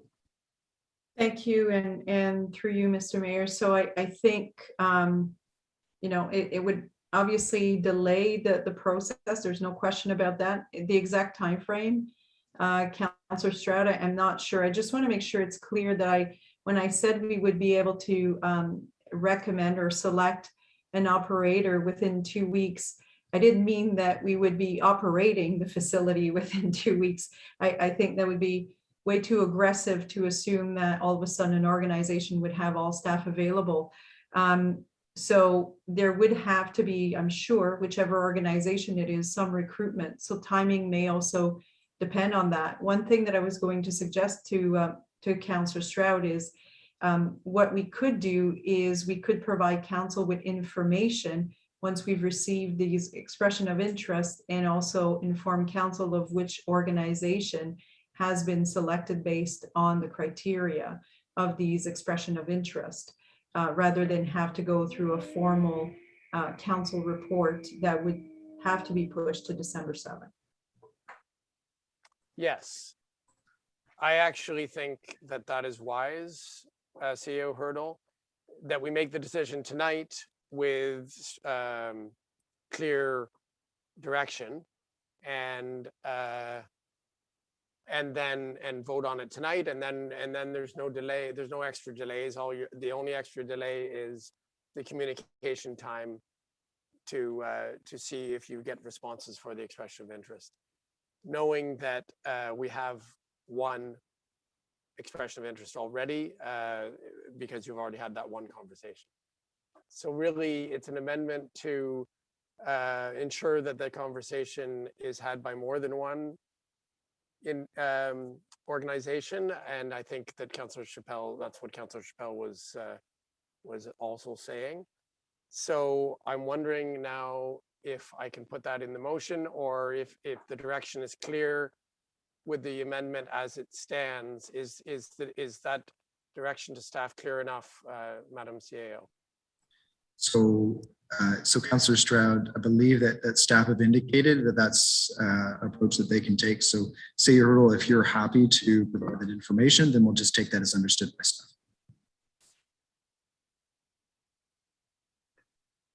Thank you, and through Mr. Mayor, yes, absolutely, we're fine with that approach. Okay, so with the knowledge that this amendment would ensure that conversations are had with more than one organization, they may be able to provide this service and still meet the winter timeline. I would ask my colleagues to support the amendment so that we don't have the appearance of playing favorites. Thank you. Okay, thank you. Is there anybody that wishes to speak? And again, this is to the amendment only, not to option 2, but just to the addition of Councillor Stroud's amendment. So first on my list is Councillor Neal.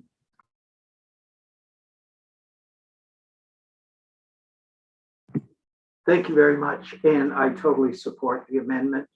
I know that it creates a short delay, and this is winter. Perhaps in future, we can be having this debate in early October, not late November. I totally support the idea of seeking other providers for a warming station. I speak to homeless people. I've spoken to people in encampments over the years. And when we have a single provider for our shelter system, and you talk to some of the people who are living in the rough, they have a variety of reasons that they share with you as to why they don't want to go to In From the Cold. So I think we need, and the reality is, yes, we'll be delaying this a couple of weeks. I'm glad that the integrated care hub is there, because that will give an overnight option to homeless people. And during the day, there are other public options such as the library. So, but I mean,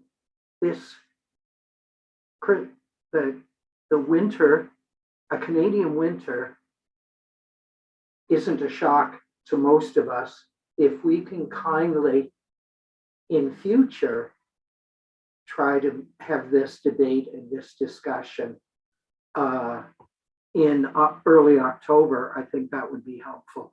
And I know every time this a single provider is being suggested, Councillor Chappelle, to his credit, is going to ask why we haven't done an RFI, why we haven't done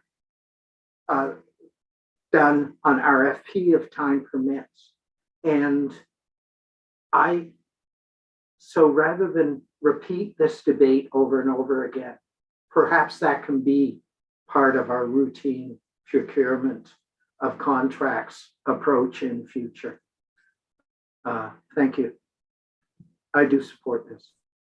Thank you. Next is Councillor Hill. Thank you, Worship. And I normally would support this, but the timing is not good.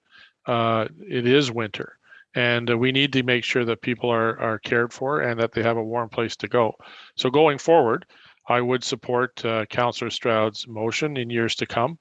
I do think it's a good way to go. I suspect we're going to get one response to this in any event, but this year I think we need to waive that and continue on the process that we're already on, because we need to get the warming center open and ready for folks as soon as possible, because it could get pretty cold pretty soon. Thank you. Thank you. Next is Councillor Osek. Thank you, Your Worship. I exactly share Councillor Hill's sentiments, right? We already had snow a few days ago. It would have been great to have done this RFP like a month ago, but right now we could have more snow. It's just too cold already. Thank you.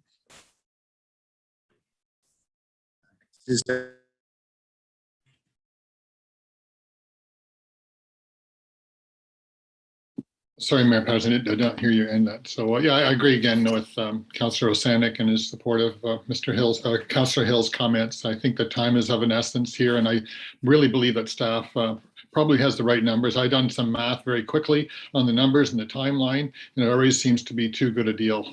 I mean, it's going to be very expensive and require particular skill sets. And I think that we're going to, if we go out, we might lose it and actually pay more. So I think that we should go with what staff is recommending and with their experience. Thank you.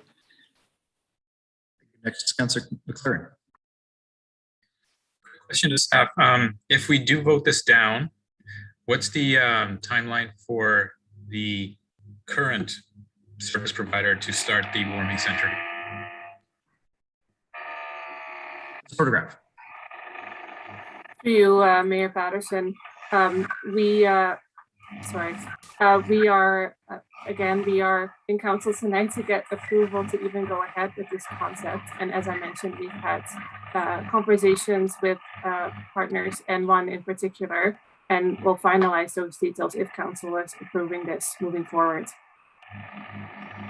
So, Mr. Photograph, I think what Claire was asking is, what's the time differential in going with the original option 2 versus the option 2 with Councillor Stroud's amendment? How much extra time are we looking at? Right. So yes. So with obviously the process as proposed, we would have about a 2 to 3 week delay. Councillor McLaren.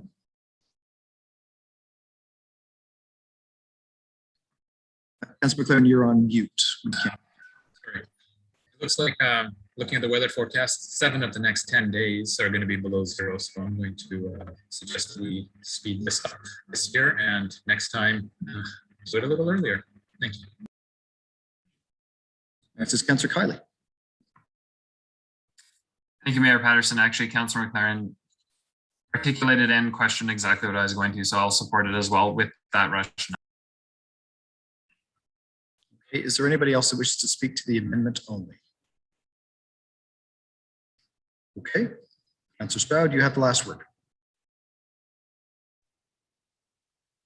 I had technical interference at my end. I didn't hear the answer from staff on the differential between the two, the unamended versus amended. So maybe I'll ask CAO Hurdle. What is the time difference between the option 2 without the amendment compared to option 2 with the amendment? CAO Hurdle. Thank you, and through you, Mr. Mayor, it would be a approximately 2 to 3 weeks time difference. Councillor Stroud.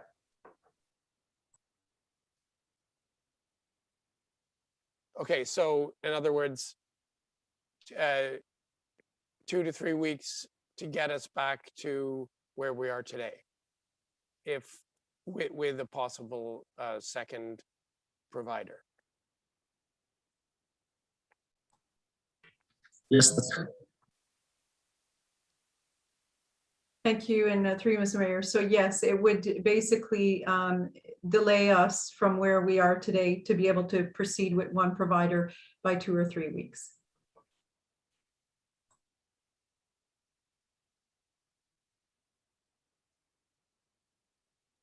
Okay, well, I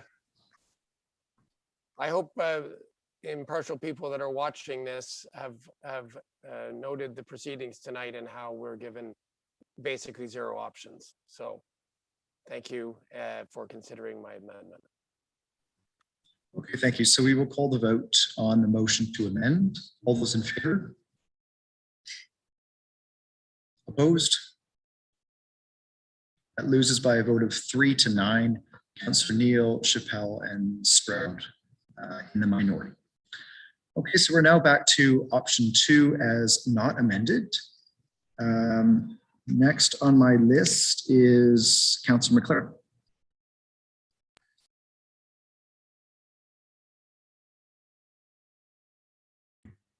Okay, quick question. Am I supposed to unmute myself or mute myself? I think I unmuted myself and then somebody muted me. So I'll do it if that's okay with everybody. Just a quick question about, or a couple of quick questions about the efficacy and capacity of option 2 versus option 3. How many people, individuals, could we support in this warming center? COVID restrictions and such like. How many people, how many individuals can we expect on a cold night, maximum case?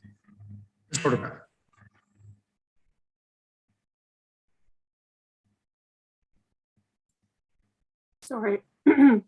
I will try my best to answer that question for you, Mayor Patterson, to Councillor McLaren. Again, based on what we learned in the first year of the warming center, where we were able to support about 30 to 35 people a night, we would certainly, again, depending on the final location, would need to keep in mind that we would have COVID restrictions, so that number would likely be lower. But it will be hard to really pinpoint a number at this point, Councillor McLaren. We obviously also know, if we look at the hotel option, that right now we have limited hotel availability. And we obviously would know how much, you know, a room per night would cost. The benefit of the warming and counseling kind of approach would be that we would have overnight staff. Whereas at the hotel options right now, we have basically, we can only support a certain group of clientele that would be able to stay at a hotel overnight without any staffing support. So it will be hard, I will be honest, it's hard to really give you a specific number of, you know, how many people would be fitting in the warming center, because we would have also have to work with public health and make sure that we're in line with the requirements. And these requirements are also constantly changing, given the fact that COVID is still a reality, but in a few weeks or even a month or two, this could change and the capacity could even increase. So did I hear you say 30 roughly? Could we support 30 hotel rooms? Right now we have, at this point, just based on what we have available, we have a good working relationship with 2 motels and have literally as a community with lots of support try to create more relationships. But we have 2 hotels that we work with, one that has isolation beds and the other that has overflow. And we now have, let's say, about 15 rooms that we're utilizing for both purposes. So it is a very limited supply.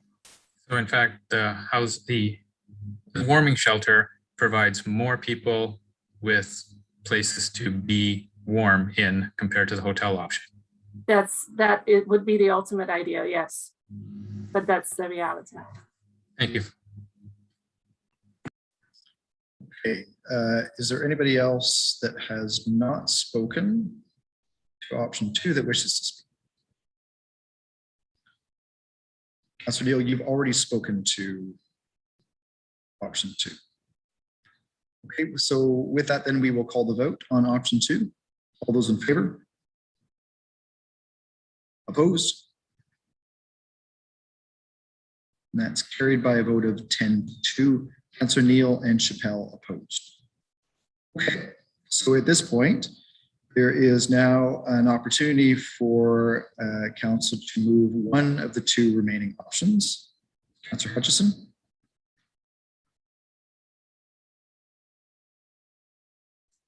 Okay. Thank you for recognizing me, Mayor Patterson. I would like to move winter initiative number 1. Okay, so Councillor Hutchison is moving option 1, seconded by Councillor Holland. Okay, thank you, Councillor Hutchison. You have the floor. Thank you to Councillor Holland, because that they're totally on their own initiative. I think this is a really important step for us as a community and a city. The problem with homelessness is that nobody has a silver bullet solution, not even a full 5 or 6 chambers of silver bullets solution. So I think the important part of sleeping cabinets is that they are a form of supported transitional housing, where hopefully people can go stay for a fairly extended period of time, not like one night, but they actually have their own place, and eventually we can transition them to more permanent housing. I think it's well known that people have been on the street for a long time. Some have issues of substance abuse and so on, but it's a rough world out there. It's a difficult world, and it's punishing, and people are often not ready or capable of living in permanent housing right away. And so, for instance, we have organizations that transition, at least one, and I know it transitions people already, but they tend to be full. And that's been true for years. So that's why I'm encouraging council to move on this and make the next step. It's not going to be perfect, but it will move us forward and supply an opportunity and a learning experience. Which I think is worthwhile. So I ask you to support this option. Thank you. Okay, thank you. Next is Councillor Neal. Thank you very much for moving and seconding this. I am in support of this. I think council has spoken some weeks ago in supporting this initiative. We have a lot of community support across the city for this, thanks to the good work of Crystal Wilson. I will say this, and again, we are facing a crisis in homelessness. We have been for quite a while. I appreciate that the community, through Eva and Andrew, had some outreach and had some consultation within the community. I'm really proud of what we've been doing in trying to combat homelessness. I'm also always been proud of the fact that we've had public community consultation before decisions are made.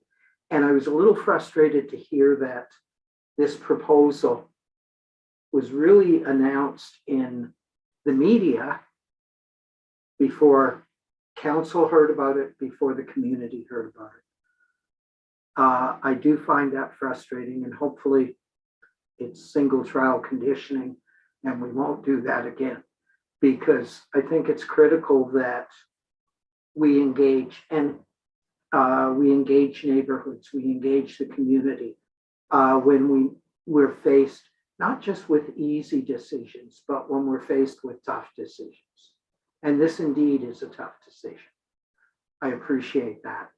But I will be supporting this. I think it's a good pilot project. And I think it's our opportunity for at least 10 individuals to get them in out of the cold in a more permanent basis. So I'm happy to support this. Thank you. Okay. Is there anybody else that wishes to speak? Councillor Neal, I wouldn't ordinarily do this, but maybe just to provide just a point of clarification on your comment. The council agenda was public and circulated to council before any comments were made to the media. And I only share that because I was the one that made that comment to the media. So just wanted to clarify that. I appreciate that. My point was that there was a neighborhood consultation. Yeah, I understand. I'm sorry, I missed the next hand. Councillor Doherty, go ahead. Thank you, and through you, Mr. Mayor. I'd like to address one issue of concern before I speak about the sleeping cabin proposal in front of us, and that is the potential division in our community. We have a housing crisis, we have a mental health and an addiction and opioid crisis in Kingston. They're not all the same. An unhoused person is not necessarily a drug addict. Conversely, neighbors who ask questions are not necessarily guilty of NIMBYism. They're not necessarily saying that they don't want to help these individuals. These type of generalizations, they're just simply wrong and they're harmful and they don't bring the community together. We can only solve the crisis in front of us if we work together. So I'd just like to share an email that I received from someone who lives just around the corner of the proposed site. And this person wrote, "This is just a quick note to let you know that my husband and I are in favor of the OLS pilot project on the understanding that the city has committed enough funds to assist the 10 residents with support workers, etc., throughout the project." And that is the question that I've heard the most from residents in this district. What supports will be in place? What assurances do we have that this project will be successful? Because if this project is not successful, it is not successful for the individuals. It'll cause problems for any future pilots, and it's not good for the community as well. So the report, staff's report tonight, it states that, and I'll just read from the report, it will be an expectation of the project that OLS is responsible for the establishment of a safe and functional facility that limits off-site impacts while ensuring program participants are supported with programming and services with a view towards achieving independence. And staff continue, it is important to note that the sleeping cabin pilot will not be implemented this winter if a partnership between the city and OLS is not viable. So I have a question for staff. Can staff please expand on the term viable? What is actually meant by the term viable? What will make this project viable? See both Ms. Nordegraff and CEO Hurdle. Thank you, and through Mr. Mayor. So I'll get started, and Director Nordegraff may want to add.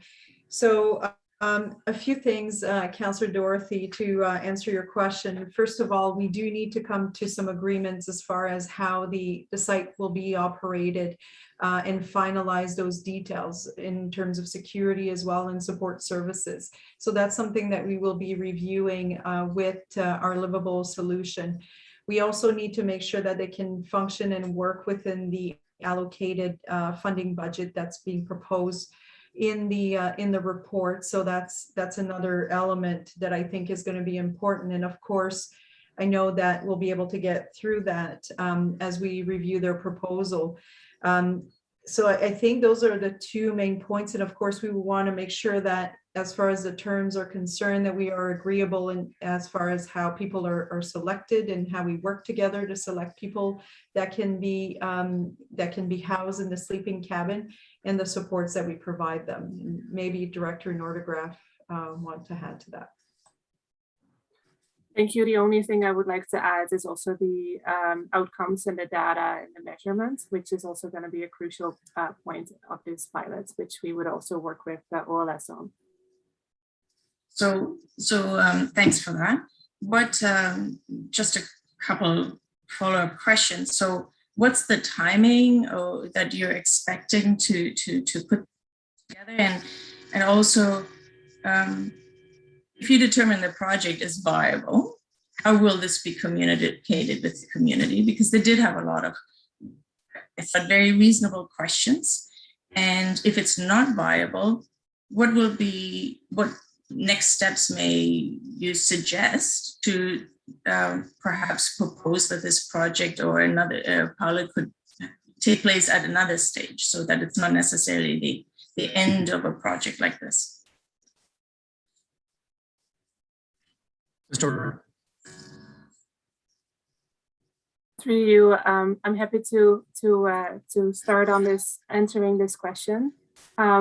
So first of all, again, we are obviously working with OLS on finalizing, having those conversations, and as the delegation also identified last night, there's conversations that we obviously need to finalize. Should council approve this around roles and responsibilities, and kind of who's doing specifically what in this pilot. I will be honest, like we've not had a sleeping cabin project in Kingston, and there are only a few in our province.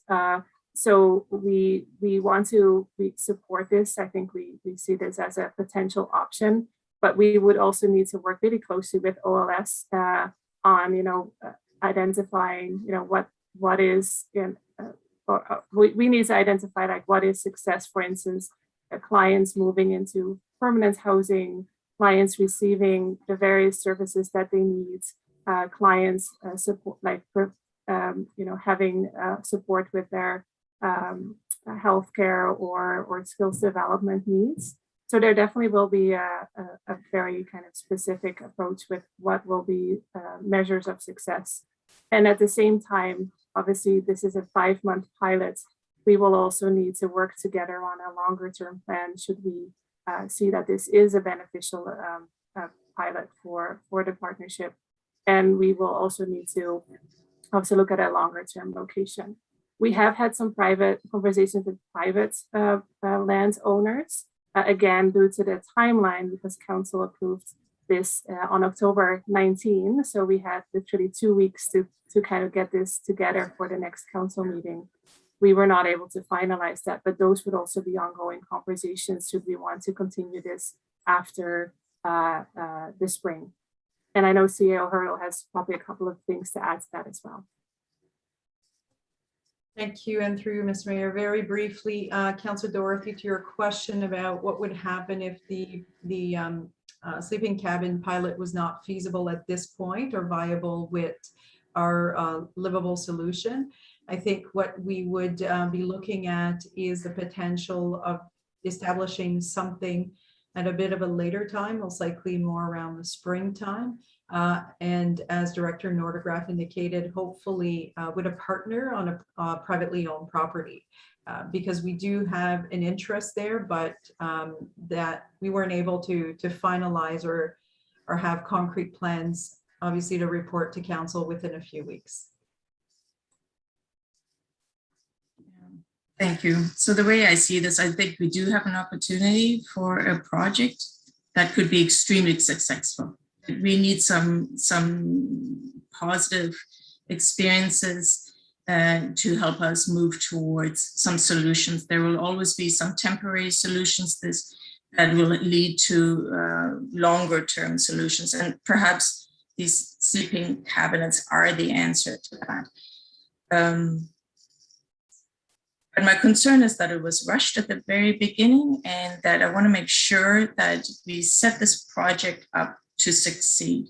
So I look forward to, just one more question from staff. When do we hear that you are comfortable with the plan that you've received from OSL, and how will that be communicated with council? Mr. Through you, Mayor Patterson. So again, as the delegation indicated yesterday as well, we would obviously, depending on council's direction tonight, have those conversations in the next week. We have had some conversations and have continued to go back and forth on sharing information. We obviously are also working with our internal colleagues to look at the various kind of facilities pieces and the kind of logistics of some of these of this project. So we certainly would inform council of the process or of the status of the conversation and the agreements, should we be able to get to a viable agreement moving forward. And what about communicating with the public? Will we have some information on our website, for example, like the Get Engaged kind of website? Thank you, and through you, Mr. Mayor. So, Councillor Dorothy, once we've had a chance to inform council, we would definitely put information on our website. But I think what would be also important is to make sure that we can continue some of the community dialogue that has started with our livable solution. So I think that would be something that we would want to do. And at that point, I'm sure we would have collectively more answers to questions, since we would have had a chance to work through the proposal and finalize some operational plans. Because outreach to the community association would be also appreciated, as they can connect with the community. Thanks. Okay, thank you. Is there anybody else that wishes to speak? Okay, next is Councillor Hill. Thank you, Your Worship. I have to say I'm really, really struggling with this, and what Councillor Chappelle said about the ICH really got me thinking a little bit about this. I mean, the ICH was a little bit different because we're trying to respond to an emergency situation, but we didn't have all the answers, and it was pretty clear that we didn't have all the answers. We had to go back and fix a lot of things. There was a lot of unanticipated issues that arose at the ICH that had to be addressed, and and I think staff did a remarkable job in doing that. But it caused a lot of challenges in the community, and I think Councillor Hutchison, had to deal with an awful lot of that. So here we are in a situation where, and I'll just say that in my experience so far this term, what I've seen of council and what I've seen of staff is that we plan for success. So we are diligent. We do our homework. We spend a lot of time in consultation. We look at all of the permutations and the challenges and the issues that any decision that we make will result in. And we have hopefully addressed all of the possibilities and have a response to those things that are going to come up, and that we anticipate that. But I'm not hearing that in this situation. What I'm hearing is kind of a rush to judgment, almost like this is a leap of faith decision. So, and I think it was Mrs. Barrett who asked us last night probably about 20 different questions, and many of those questions that she asked are questions that I have as well. So I guess my biggest question is, why would we proceed so quickly on this? This is a good idea, but there are alternatives to that idea that exist currently. So for example, the relationship that we have with the motel owners, the potential to use some of this money now to expand the warming center. There are options that we have more surety in and more certainty that we're going to be able to serve people. We're hoping that the huts are going to be a viable solution, but we clearly have not been able to do all our research. We clearly have not been able to have the consultations that we normally would with neighbors. One of the big reasons for the lack of support, I think, for the ICH probably in the neighborhood was that we did not do adequate consultation. We weren't able to, given the COVID crisis and the need to serve those folks, but we weren't able to adequately consult with the people in the neighborhood. We clearly have not done that, been able to do that yet, and we're rushing to this decision. And I don't think that we need to rush to this decision, because I think that there is an alternative that exists already, and it would allow us to divert maybe some additional funding, the funding that would go to these cabins this year, to expanding those solutions. And I'm talking primarily about the motels and about the expanded warming center. in the meantime, we could really take a long look at this project and look at the results after a couple of years of what's happened in Kitchener, and I think is it Austin, Texas, and other places where this project has taken root. Because I've heard some things that tell me that maybe it hasn't been as successful in Kitchener as we've heard. So I just think that, you know, we're kind of abandoning a bit of a principle that we have maintained and that I've seen in operation since I've been here, and that is careful planning and planning for success. It takes time. You know, consultation takes time. And I just don't think that we've taken the adequate time to make sure that this is going to be successful, because, you know, what a shame it would be if this really was a good idea. And because of where we located it, or because of a lack of support of that community, or because of an accident because the site was inappropriate, or because of issues that related to other things that happen, you know, at that harbor, were to derail it. And so we disband the idea because we haven't taken enough time to do it right. So I am leaning towards not supporting this, with the notion that going forward, we study it more fully with the possibility to implement it next winter. Thank you. Thank you. Next is Councillor Osanek. Thank you very much, Your Worship. I share what Councillor Hill has just said. There's, like we heard from some of the delegations last night, big lists of concerns that still need to be worked out. And at the same time, winter is coming and we need to get the sleeping cabins implemented as soon as possible if we're going to go forward with this. I know that some of us were thinking about maybe the sleeping cabins need to go inside. And I just wanted to ask for staff, if we were to put it inside, I don't know, is it the sail room? That's the gigantic room at Portsmouth Olympic Harbor. Or if we were to put it inside Cook's Arena, if staff could just talk a bit about, would that make it less expensive than actually having to run electrical out to these, 12 sleeping cabins in the parking lot at Portsmouth Olympic Harbor? Would it be cheaper just to bring them inside? Okay. Ms. Turner, Commissioner Joyce, and CEO Hurdle have all volunteered to answer your questions. So I will let staff decide who wants to go first. Thank you. And through Mr. Mayor, I'll get started, and I'm sure Commissioner Joyce will have a few comments to add.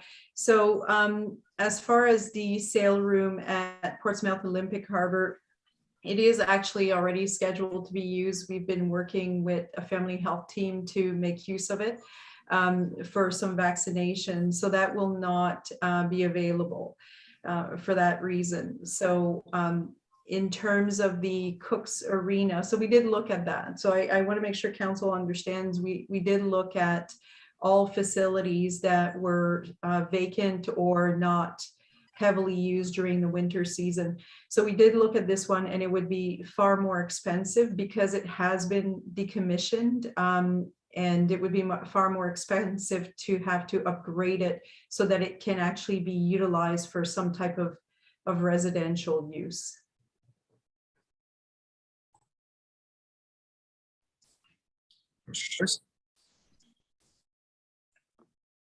Thank you. And through you, Mr. Mayor, I think CEO Hurdle captured most of what I was going to say. The cost would be significantly more, well over probably $500,000 to do what would be necessary for Cook's Arena. So I really think that is out of the question. And then, the space inside the sail room, there would be additional considerations that would have to be analyzed to determine whether or not the cabins could actually be placed inside that space. So there's code issues that may have to be addressed for that, and there's programming, as she noted. Thank you. Thank you very much for that. So we're back to having them outside again. And at Portsmouth Olympic Harbor because there's no other place to go. And then we're back to also just the security concerns of the boats at Portsmouth Olympic Harbor. See, the problem with this coming at such a late time is that any of the owners of the boats that are at Portsmouth Olympic Harbor, if they had known about this back, a month ago before they hoisted their boats up there for the winter, it would have allowed them to decide if they still wanted to be at Portsmouth Olympic Harbor or, bring their boats to some other marina for the winter. And so I still have the security concern about the boats that are there for the winter. And just one more question to staff. If we did not support the idea of the sleeping cabins tonight, could some of this money instead go to where Councillor Hill was talking about expanding the warming? So with that 300,000 that we just approved in option 2, could we then make the warming center we're thinking about trying to find larger so it would house more people at the warming center? CEO Hurdle. Thank you, and through you, Mr. Mayor. So we could definitely redirect some funding there, Councillor Sanik, and see what we could do. I'm not sure as far as size or even possibly hours, but we could look at ways that we can definitely enhance that service by redirecting some of those dollars. Okay, thank you very much. So yeah, I'm still not convinced with the sleeping cabins the way that it stands right now. Thank you. Thank you. Next is Deputy Mayor Osterhoff. Yeah, thank you, Mayor Patterson, and really appreciate all the discussion again tonight. And I am really struggling along with all of us, perhaps, and really do agree considerably with Councillor Hill. And I'm not sure we're ready for this. I'm not sure this is an important step. It's a misstep in my mind. I think it's kind of set up to fail. I knew they couldn't move inside, but I would love for them to move inside in the sale room, and then we have contained. I find it's I can't support a cabin without water and washing facilities and washrooms. So I don't think it's a livable solution. I just don't. And I think we have to do better. And I would put more money into the warming shelter and utilize the strategies that we have in the past, and put our thinking caps on for better options. So I want the best. I want the best solutions, and I think we have it. But I don't think this is going to. I know it's a short term, but I can't. I'm way too uncomfortable with what we're doing there, and that's a cold location. The wind comes whipping over the water, and and it's not going to be a very nice place to be outside, and that's what we're asking. It just feels like ice huts or something out there, and it's not. It's very, very difficult, and I feel bad about it. But I think there's too many open ends and unproven provider with our livable solutions, and we need more certainty. And I understand staff would do a great job on vetting it and making sure it's viable, and I do trust staff immensely. But I don't think I want to put them through this. Thank you. Next is Councillor Holland.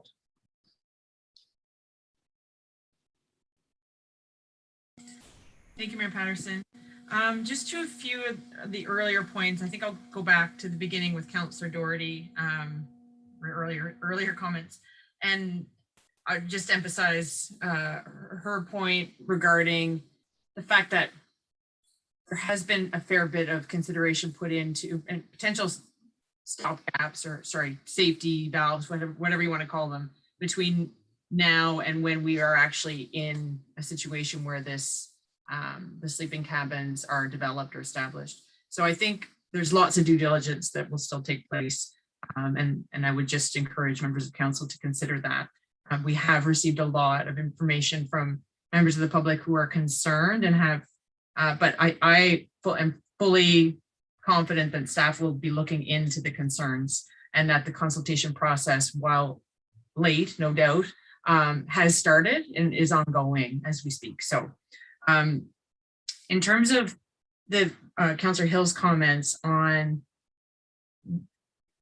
a delay or quite a long delay, yes, there has been a fair bit of discussion about developing a more permanent tiny home community.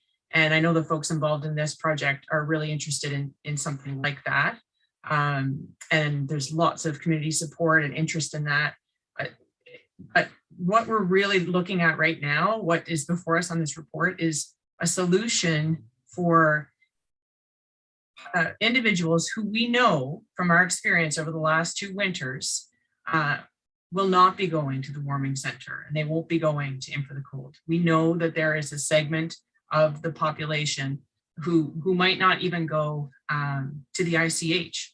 So that's what this solution provides, potential solution. There's more time to figure out how it will work.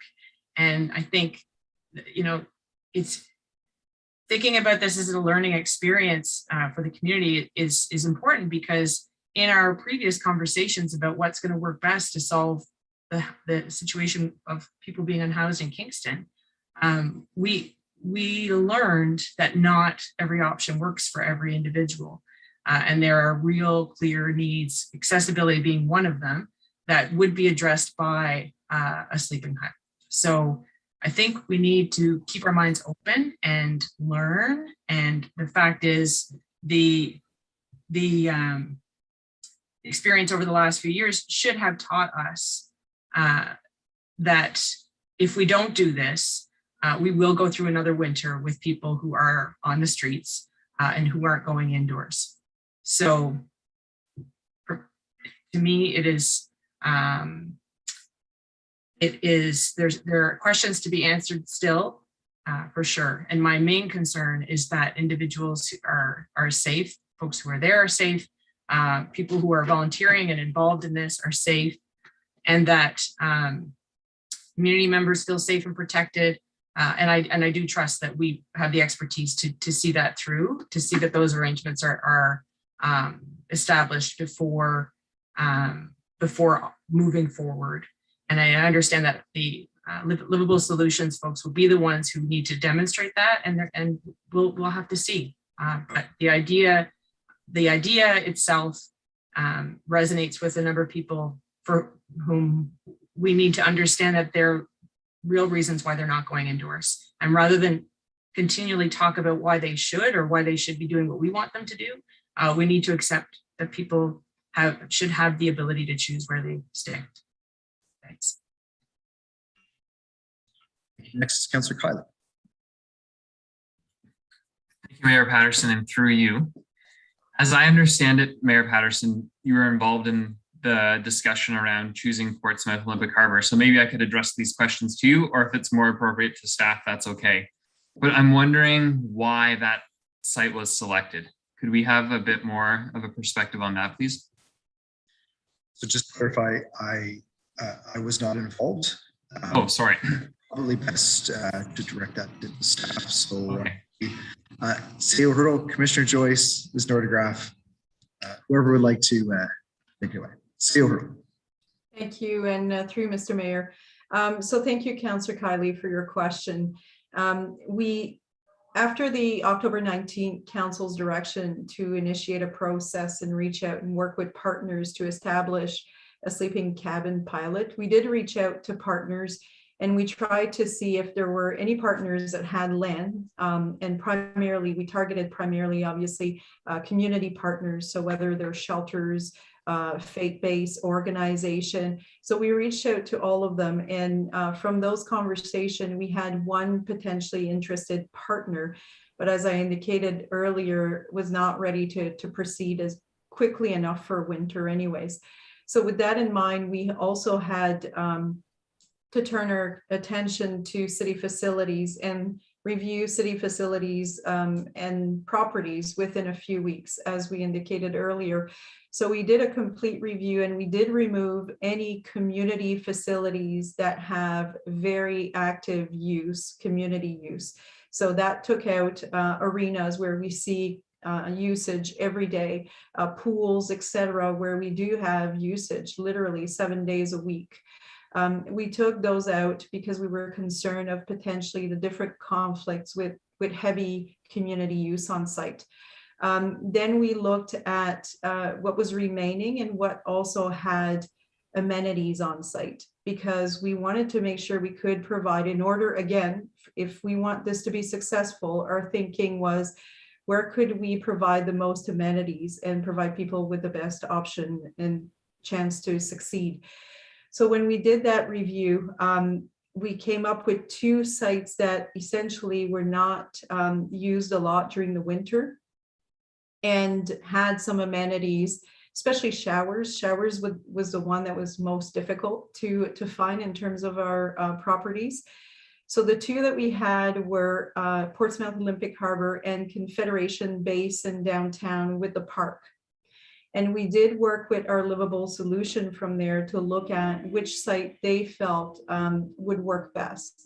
So their comments to us based on those 2 sites were that Portsmouth Olympic Harbor would work best from their perspective. And it does provide maybe a little bit more flexibility as well. So that's what we looked at. So access to washrooms, showers, kitchenette, indoor space too, for tenants to be able to meet with service providers. So I know some meetings can take place outside, but you know, when we think of January and February, I'm sure that people will prefer to have a place indoor to meet. So that's how the location was identified, and there was a site visit too that took place, and I'm not sure if Commissioner Joyce wants to touch on that since he was part of that site visit. Joyce? Thank you. Through you, Mr. Mayor. Yes, the site was chosen, and when we were out there with our livable solution, they also agreed it was the optimal site that would meet the needs. It could be brought up to what the requirements are very quickly. Staff felt confident we can make the changes that would be necessary, the connections, electrical connections, everything was just so much easier out at that site. And I would also just add that we placed it on the east side of the building, and it's somewhat sheltered by the building. So it would be protected to a great degree from the westerly winds. So that was also a factor in considering. And then there's even a small space that some of the community there that could gather. So there were a lot of considerations. We talked about what modifications would be required to make the site workable, both for the actual attendants that would be in the cabins, as well as the boat owners, the boats, all of those kind of things, and what security requirements would be necessary. It just kind of fit the bill for hitting all the points that were the best fit. There is no ideal, obviously, solution that was arrived at, but this is the closest that we came to it. Thank you. And if I could have a supplemental through Mayor Patterson to Mr. Joyce, can you talk more about security? You've mentioned the boats and the location. For example, is there a CCTV at Portsmouth Olympic Harbor already, or will it be installed prior to cabins going there if we make that decision? There is some existing security cameras there, though we would actually provide additional, and that's included and built into the cost. Both the additional cameras and one camera would be actually focused strictly on the boats, so to monitor that site in case there was any activity there that's not wanted, could be dealt with. And then another one in towards the tunnel area. So, and again, security cameras are pretty easy to get set up and put in place, and they would be monitored 24 hours a day as well. That's part of the plan. And then the fencing, of course, is the other part of security, and the fencing is quite flexible, and it's something that that we can adjust as we need to address concerns, similar to what we've done at the Integrated Care Hub in response to issues there. So we would probably do very similar at the Portsmouth Olympic Harbor. Okay, thank you. And then lastly, I'm interested in what was mentioned by the delegation, by Ms. Wilson last night, in terms of finding who is responsible for certain risks. And my question is, given the level of involvement of OLS and staff's ongoing communication with them over the last number of months, are we at a point in making this decision where enough groundwork has been laid between staff and OLS to feel confident as council that those risks will be sussed out before the installation of the cabins? If that makes sense. In other words, the delegation yesterday was potentially unintentionally sowing doubt about who's going to do what. And I want to hear from staff if they feel comfortable that we'll find clarity on those roles and responsibilities before the cabins are installed.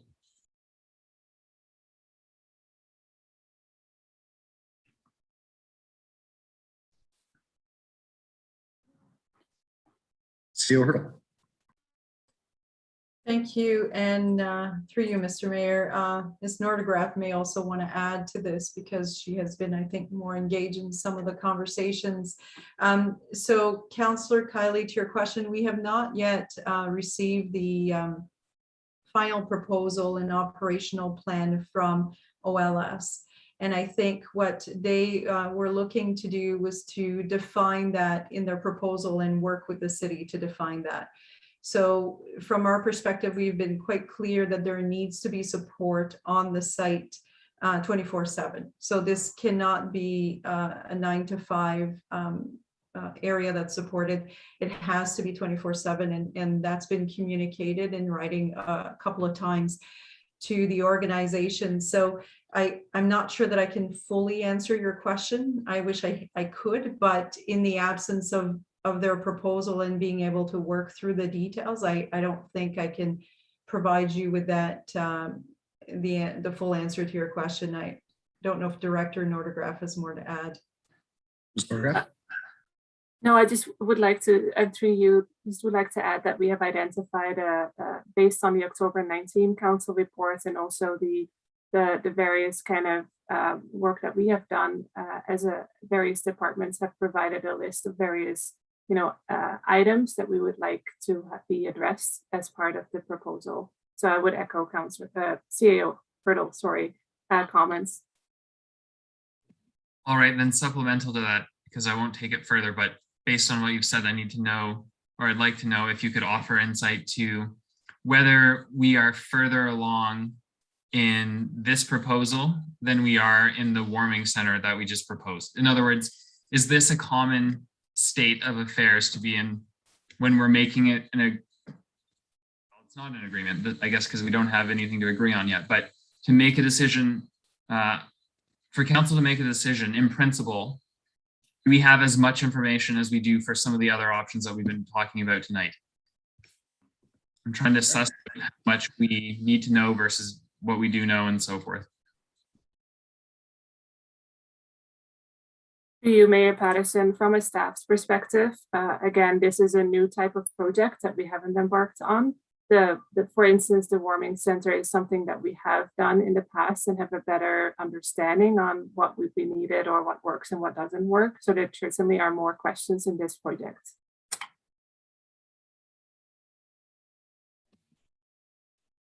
Okay, so I will comment that I feel very caught as well, actually. Not because I think the project has no merit. In fact, I think it has tremendous merit.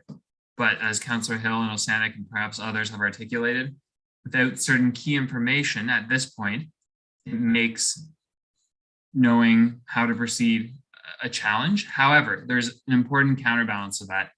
And that's something that I've learned on my term in council, which is staff always deliver when we give them direction and when we give them intent and when we give them support and principle. they come back with the details that make our direction as governance work. And the fact that they have recommended this as an option speaks to that, as well as a location, with a lot of the concerns that have been addressed tonight already accounted for in terms of security, a line of sight to the boats and to other areas to make sure that residents in the neighborhood, including those in the cabins, if we go forward with them, are safe. So the fact that it's coming to us from staff, and staff continue to have these conversations and will further enact our direction, make me think that this is going to be okay, even though we do have some of those big question marks that have been brought up. And also I'd like to say that in the balance there as well are people's lives, right? As Councillor Holland so rightly said, that this could literally save the lives of the people who use the cabins. And we know that this is only 10 of potentially 400 people who need shelter this winter. So I think it's the least we can do, even if we're not quite certain, or the process around consultation hasn't been followed as robustly as it could or maybe should have been. This is something that I think we should do based on it being a recommendation from staff in the spirit of council's direction that was given in the past, and hopefully that will give tonight. Thank you. Thank you. Next is Councillor McLaren. Thank you. I'd like to ask a few opportunity cost and related kind of questions. The 150,000 that's coming from that estate, the Valerium estate or something, if we were to vote this down, what would happen to that money? CEO Hurdle. Thank you. And through Mr. Mayor, council actually already approved this funding, the 100, you mean the 150, sorry, Councillor McLaren. I think I'm getting a little bit tired. If I understand, I'm going to rephrase that. Your question is, if council does not support the additional funding, what happens to the 150 that's already been committed for sleeping cabins? So I think what we would do, Councillor McLaren, is continue to work with OLS to see what other potential pilot we could implement in the future. Because that money has been earmarked specifically for sleeping cabin, we would leave it at this point for sleeping cabin and see if there's another pilot that we could implement in the future, whether it's on a city property or privately owned property. And it's something we would report back to council on. Okay. And the Social Services Relief Fund, what do we normally spend that money on? Like if this project had not been before us now, where would those funds be going? Mr. Ray. Through you, Mayor Patterson, thank you for that question. So we have had multiple rounds of SSRF funding, and we have been spending that on various items, ranging from supporting the ICH, supporting the purchase of buildings, supporting isolation centers. So there is a multitude of areas that we have spent this SSRF funding on. But the funding was initiated as a pandemic response, and with the focus on utilizing it for the various kind of needs in the community due to the pandemic. It is ending. So this is like SSRF 3. There is an SSRF 4, but we have already committed that to the 484 Albert Street building. So this is a time limited funding envelope. Okay, so I heard you say purchasing of buildings. I assume these buildings are, more than a year-long lifetime. I'm just curious, for 16,000, we get a cabin. What's its life expectancy? Can we use the same cabin next year? And if so, for how many years? Or is this a 1 year per use cabin? Through you, that's a great question. I'm not familiar with how long a sleeping cabin and what the life expectancy of the sleeping cabin would be. To your question, I do want to clarify that the specific funding that we're proposing, so the SSRF 3 funding, is not funding that we can allocate to the purchase of building. SSRF 4, SSRF 2 did have those requirements, but there are specific expectations with different funding envelopes that we received over the last 2 years. So at the end of this pilot project, are we going to be able to use anything over again, such as the electrical equipment, I assume there's going to be a mattress in there, the conduit, the heaters? Is anything more permanent than short-term use? CEO Hurdle. Thank you, and through you, Mr. Mayor. So Councillor McLaren, I'm not an expert either in sleeping cabins, but I would assume that it would last for longer than a year or longer than a season, because otherwise it's a very expensive $16,000. So in terms of how long though, how many years, I wouldn't know, but I would have to assume more than a season. Yes, the portable eaters, as long as they're functional, we would obviously keep them. There is some equipment that we may be able to keep too. There's some, I think, kitchen appliances that we would be able to retain and could be possibly transferred to another site for use. There are some though that are temporary, like fencing, of course, would be temporary. I see that Commissioner Joyce has his hand up, so you may have some comments to add to that. Joyce? Thank you, and through you, Mr. Mayor. Yeah, that's correct. Certainly the kitchen facilities that you're going to, there'll be equipment that will be moved into there. That's portable equipment, can move anywhere that we would like afterwards. Some of the renovations that would happen for accessibility in terms of the washrooms, some of those would be permanent and a positive thing anyways. The electrical equipment, CEO Hurdle's right, the heaters, of course, are portable heaters. They could be moved anywhere else as well. The cabins are multi-year cabins, my understanding. It's not a one-time thing, and I would agree that would be a fairly expensive one-time hit. So they would be repurposed again. And even though electrical work that's going to be done there, a lot of that would go with the trailers. If they were going to another site, for instance, next year, then a lot of that equipment would be reused and repurposed. So may I ask for just an off-the-cuff estimate? So just adding the funds from the state and the city funds, they come up to $407,000.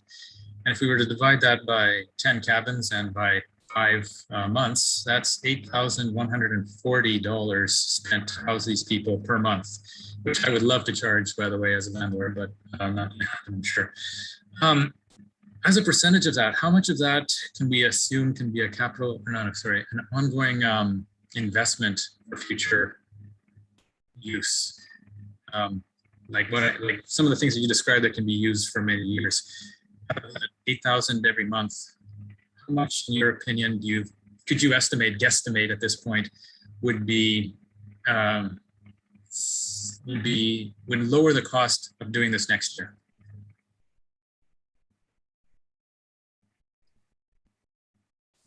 Who would like to stand that question? Ms. Norgraf. Thank you, and through you, I just wanted to actually confirm we were able to get that information real quick. That the warranty of these cabins is 25 years. So it certainly has a longer lifespan, again, depending on use, obviously. So I think that might, again, I think you're asking a lot of detailed financial information, but there certainly is quite a significant component of this investment that could be reusable for future purpose. So did I just hear we have a 25-year guarantee that these cabins will last? It has a 25-year warranty. So we can use them for 25 years and they'll repair them. $16,000 upfront. Again, I think I just wanted to give you that information. I haven't been able to look into all the details, but there certainly is, just to kind of add to Commissioner Joyce's comment, and CEO Hurdle, it's a much longer lifespan than just one season. Okay, that sounds a lot better than I was expecting. So I find this much easier to support now after those answers. I was thinking that this was going to be giving a bit of the future for the present, sort of something like survival horror. But if we can last for 25 years and we're investing $16,000 now, that's a much better deal. So I was going to reluctantly support this. I think I'm a little more enthusiastic now. Thank you. Thank you. Is there anybody else that wishes to speak? Councillor Stroud.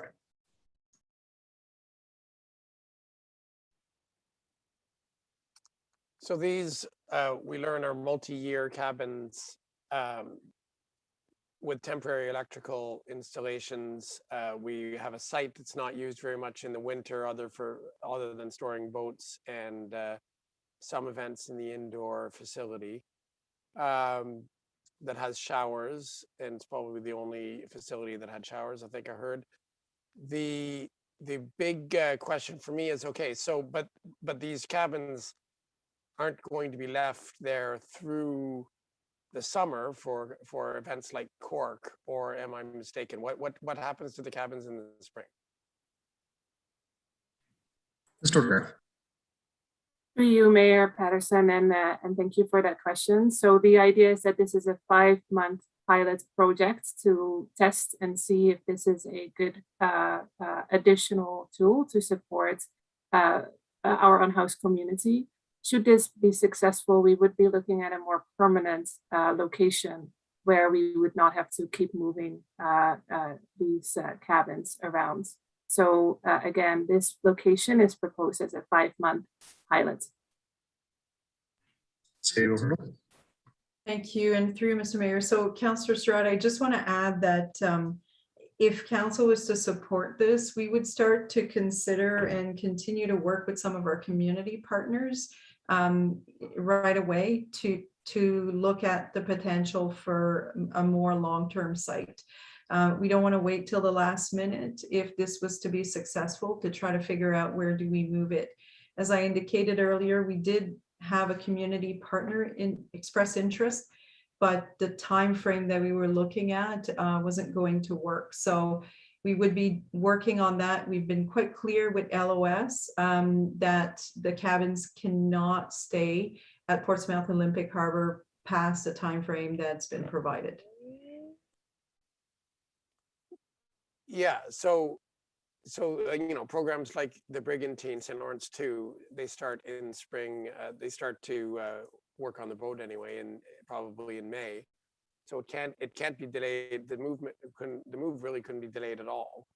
So that brings me to my next question: have we costed the cost to move these permanent cabins? What is the cost each time we move them? Thank you, and through Ms. Mayor. So Councillor Stroud, I do not have the cost of moving them, and I would have to also assume that the cost may be related to the location. So the distance may have something to do with it. So I don't have that cost, but it's something that we could definitely provide to council. We would have to anyways before anything is moved. Do we happen to have any technical information on the weight and full size of these cabins? Like that would give us an idea of what kind of vehicle would be needed. Mr. Joyce. Thank you, and through you, Mr. Mayor. We don't have the weight of the units. They're 8-foot by 10-foot units. I don't think these would be difficult to move, to be quite honest with you, and we have a lot of resources within the city to move these kind of trailers. I can tell you that I've moved much heavier sheds, essentially, that are made of concrete and stone, and with resources within the city. And I don't envision that this would be a significant problem for us to move them.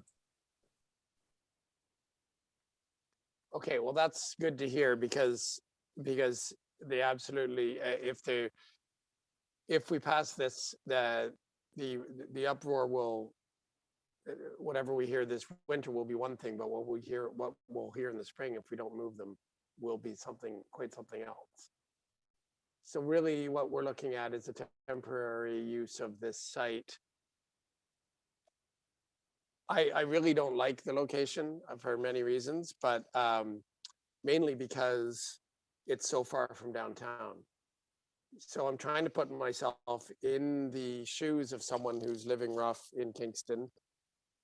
And I've spoken to quite a few of them, but I haven't done it in Kingston.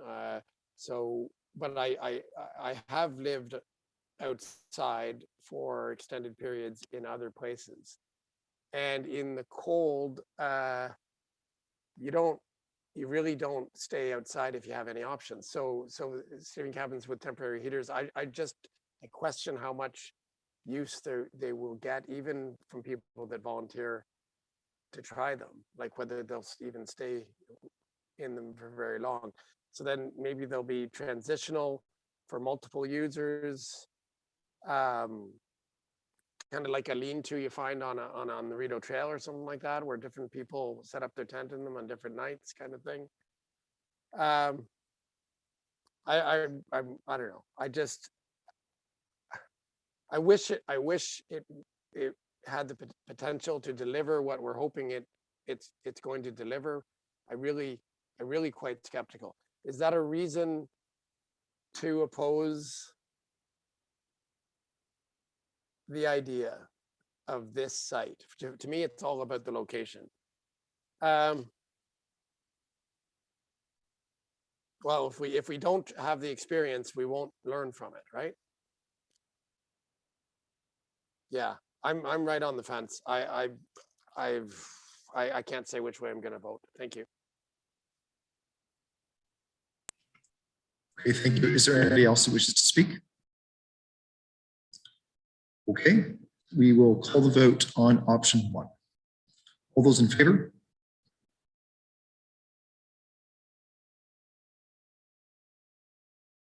Opposed? Carries by a vote of 7-5. Councillor Osanik, Hill, Deputy Mayor Osterhoff, Councillor Chappelle, and Councillor Stroud opposed. Okay, so moving on to report number 102 from Planning Committee.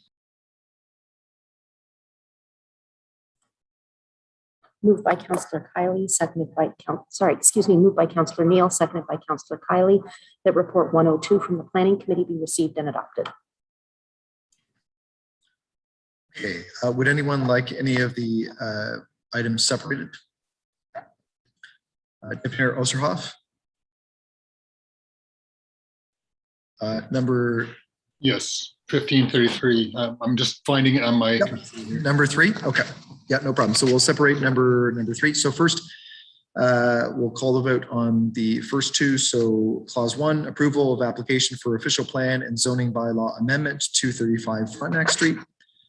Clause number 2, approval of zoning bylaw amendment 303 and 305 Sutherland Drive. All those in favor? Opposed? And that's carried. Number 3, approval of application for official plan and zoning bylaw amendment 1533 McAdoo Lane.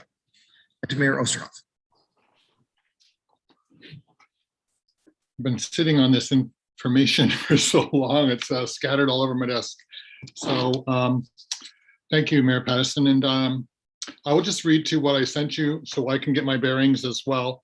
And I do not support this recommendation from planning. As a rural councillor for this area, I'm very disappointed in this decision. Once again, the rural area is subjected to the stain of old official plan thinking and driving another nail in the coffin of failed rural planning. I'll be asking council to not approve this recommendation from planning. The future of positive development on McAdoo's Lane is dependent on this. No amount of fencing and setbacks will soften the blow of another automobile graveyard. Good development spurs economic growth. This development does not. The provincial policy statement clearly states that the goal of development is to enhance the quality of life for the citizens. This clearly does not. Also, the provincial policy statement states that developments must be environmentally responsible.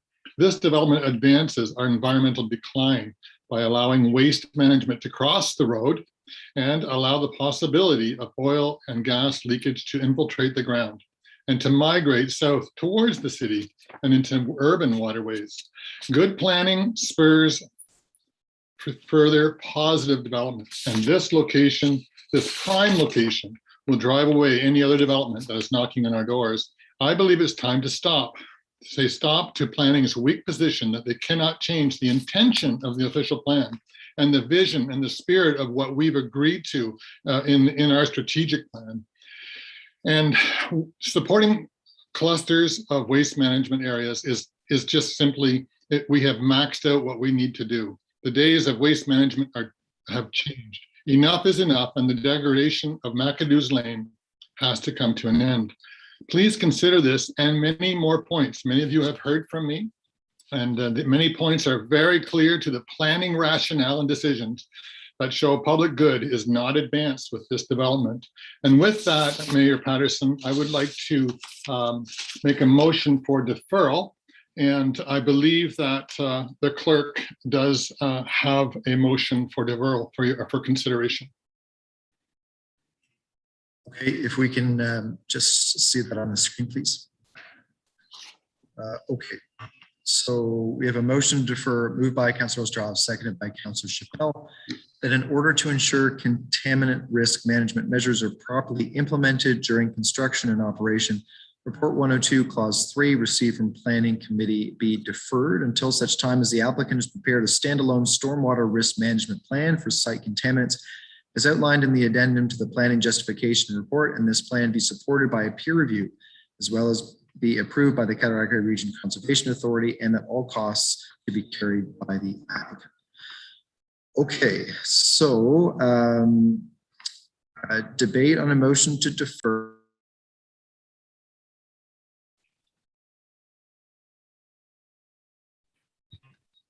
Sorry, was I unmuted the entire time that I was reading that motion to defer? Just you read the whole motion and then we lost you. Okay, thank you. So debate on motion to defer is to time, place, or purpose, and you have up to 1 minute to speak. Councillor Osterhoff, you have the floor if you want to speak to that motion to defer, and then I will look for other speakers. Mayor Patterson, will I also get to complete that at the end or not? Only get one? You will have the right to speak last. Oh, but not to speak now then? You can do both. You can speak first. I can do both. Okay, sorry, yes.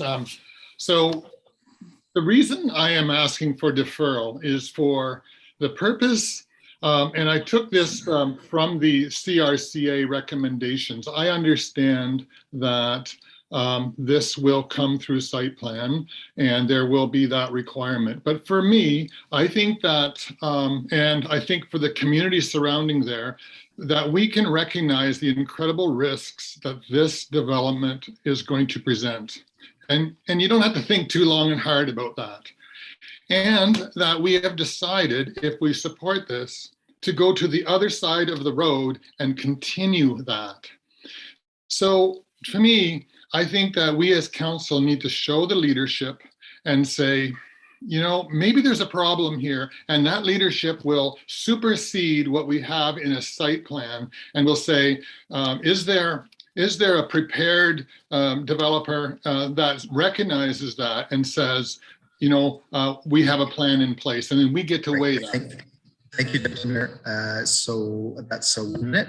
Next is Councillor Hill. Thank you, Worship. If you just put that back up on the screen for a second, I think that this would be better addressed by a holding symbol, because that would allow staff then to make sure that these things are completed before they release the holding symbol, right? So, and operations can begin. So I hear what Councillor Oosterhoff is saying, but I think it's better addressed with a holding symbol than a deferral, because a deferral just means that we give the developer an opportunity to go to the land tribunal earlier. That's it. Thank you. Next is Councillor Kiley. Thank you, Mayor Patterson. I was actually going to ask for the motion to be up again because there are a few conditions that I wanted to confirm, both for myself and then maybe ask staff questions. So I'm on planning committee, and this is a meeting that I had to miss because I was feeling sick. So I'm just wanting to know about the Cataraqui Regional Conservation Authority. Have they not commented in favor of this project? Because it's one of the things that's being asked for here in this motion to defer, maybe to staff through you, Mr. Patterson. Yes, I'm just looking. Mr. Park, go ahead. Thank you. Through you, Your Worship. The Cataraqui Conservation Authority was circulated on the application. They commented on various aspects of it, the stormwater management plan, as well as requesting a hydrogeological report. They also recommended that a risk assessment plan be prepared as part of this as well.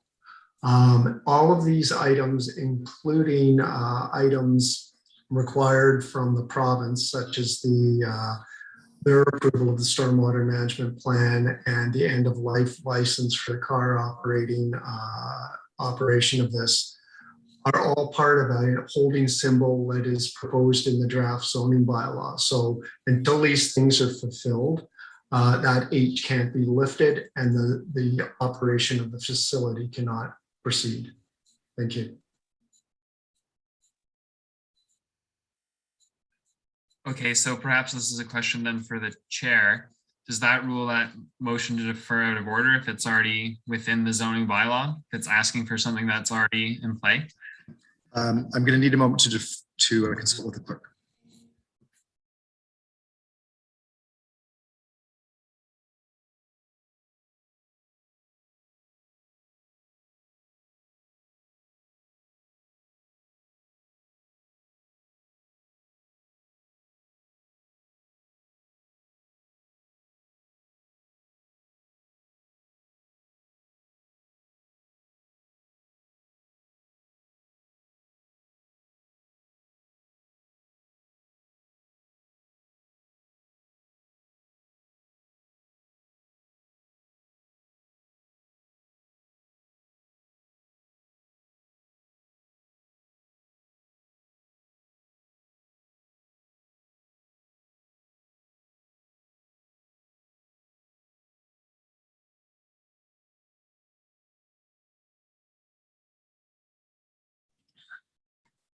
Thank you. So I've consulted with the clerk, and I do agree with the advice that the motion to defer is effectively out of order because all that direction is embedded into the zoning law itself. Councillor Sand, point of order. I think this is a point of order, but we don't have the motion to defer up right now, but I believe I saw the word peer review as well. And that would not be included in. Give me a moment process. Give me a moment. I need to consult again.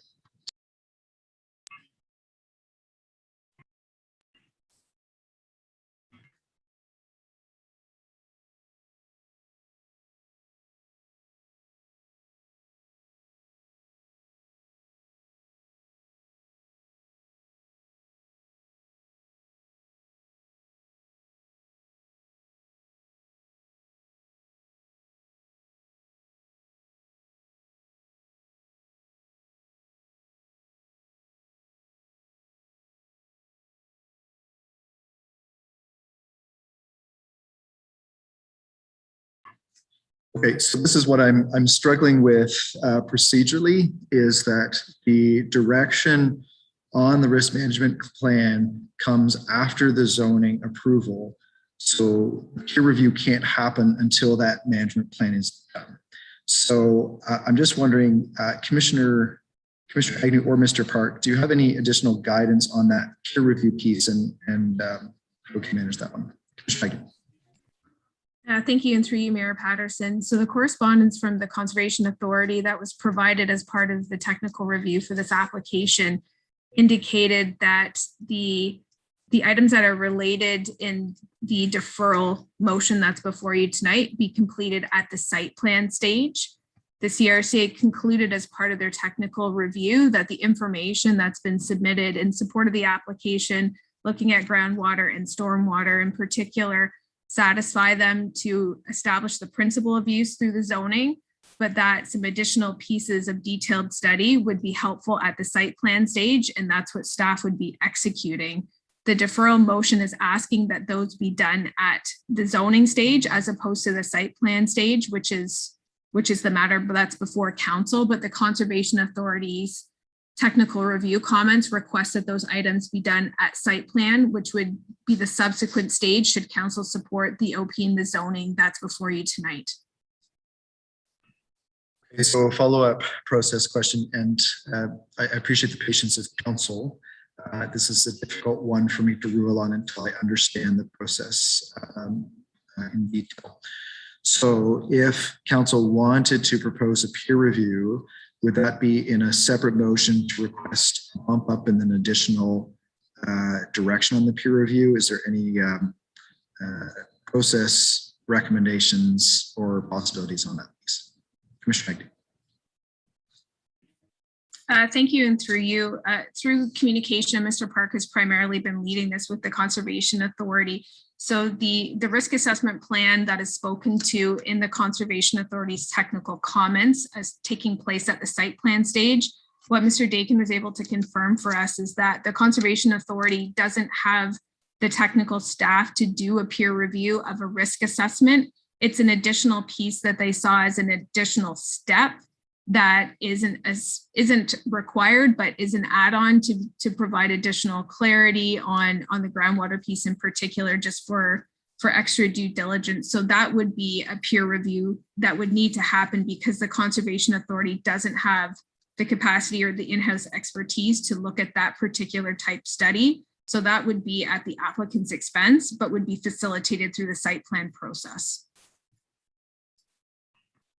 Okay, so that satisfies me that all those pieces are in fact included in the direction and process that is ahead. And so for that reason, I will need to rule the motion to defer out of order.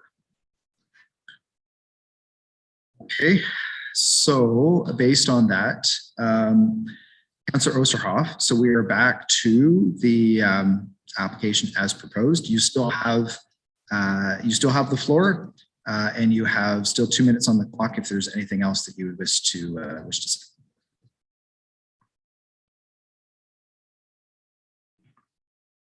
I think you're on mute, Dick. Sorry. Am I speaking to the recommendation now? Is it? Yes. So because the motion to defer has been ruled out of order, we're back to just the application for official plan and zoning bylaw amendment. Okay. And just to be clear then, so there is an H or a holding on this. It's not going to be an automatic zoning, but it has to meet the condition of site plan. So everything is on hold. So effectively all the elements that were contained in your motion to defer are already laid out in the approval process that's before council. Sure. Well, I do have a lot of reasons why I would like council to ponder this heavily. Certainly as a rural councillor and being involved with the community there, I just do not understand, though I have heard from planning and some councillors about how we've gone through it before. You know, I know that we've heard it all for what matters to planning and what we consider. And I was very frustrated at the planning committee level to have been sort of told that the concerns we have don't fit in those categories. And I remain very, very frustrated because they do. And I just think that we haven't used enough creative approach to planning, especially in something like this. Like I abhor the thought that we're going to take the highest point of the city, Mayor Patterson, the highest point of the city is going to be a car graveyard. And that is something that we're going to be proud of. Your names will be on this. And it's going to be a generation again. And I believe that you just have to ask yourself that question. Is this good land use planning? And the answer is no. So the answer is no. We all know it's not good land use planning. And then considering the land, I mean, it should be expropriated land and protected, in my opinion, because it should have a ribbon of life around the entire area south of the 401, because it's beautiful for one, but then you can embed within that, you know, intelligent planning says we make it something attractive and make it where we want to more development to go. Net zero has been a real plan for that area, and yet 30 seconds.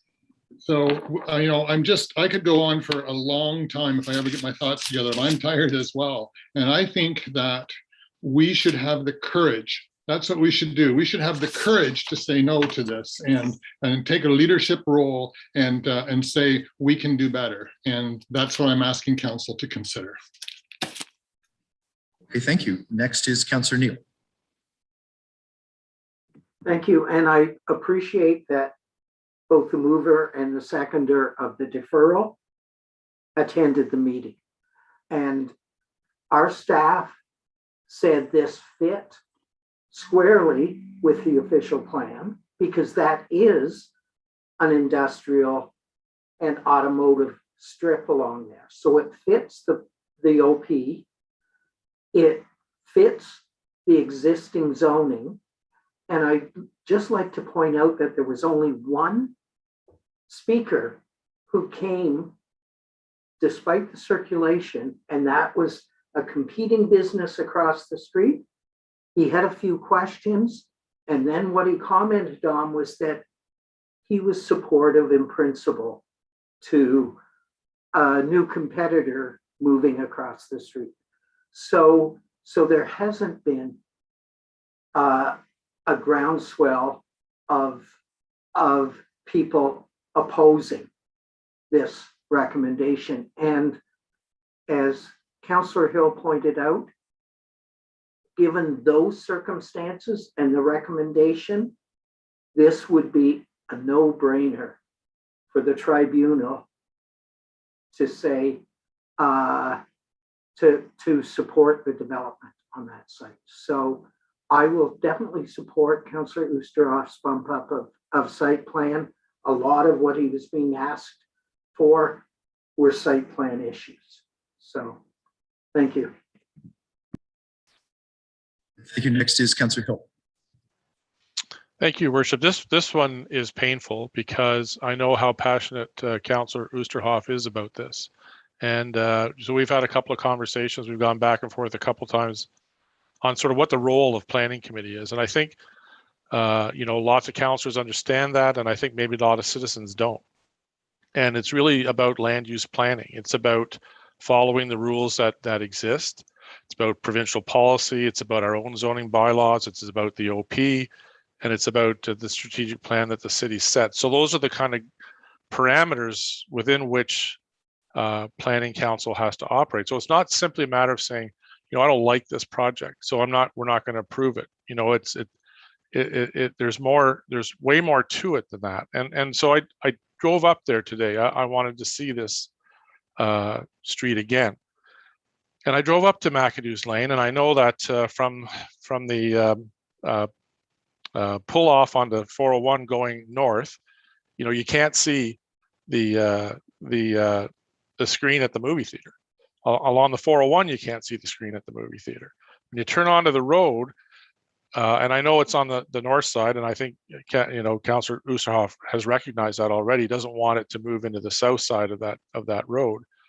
There's 5 or 6 different large auto wreckers that are there. One is a diesel auto wrecker. There's another spot that's basically a graveyard for old trailers. There's a couple of gravel yards. There's a couple of cement factories. There's a couple of businesses that store their stuff outside. It is a cluster, and that was a decision that was made long before this council was ever came together. So, that is the reality of land use planning, and so as much as we may not like that business, or we may think that it's going to be a scar on that location, it's going to be one of many scars. And most of the requirements, environmental requirements that have been placed on this business don't exist for these other businesses. So there's no burns, there's no visual blockades. There's just cars sitting on grass or gravel. And they've been there for many, many, many, many years. So, it's unfortunate. I absolutely recognize and appreciate what Councillor Oosterhoff is upset about. but you have to follow, the governing principles that we've established, and those exist. They're what we on the planning committee use to guide our decision making. And some of those decisions are very unpopular, and we've seen some very unpopular decisions made, and some decisions where citizens would say, just say no to this. But we say no at great cost, because we know that the applicant then will take it to the land use tribe or the land tribunal, and we'll lose at great expense. So and beyond that, we also lose control. So then it becomes a matter of what can people do on that site as of right. So it's not a great situation, but it's a situation that's we're obligated to follow, that the planning committee is obligated to follow, and I think this is the right decision, even though the outcome is not a great outcome, and I recognize that. So I do think council needs to consider making sure that we follow the rules that we set for ourselves, or those that are imposed upon us. Thank you. Or we can change them later. But in the process of an application being delivered, we have to work with the rules that are in place at the time. If we don't, we absolutely lose at the land use tribunal. Thank you.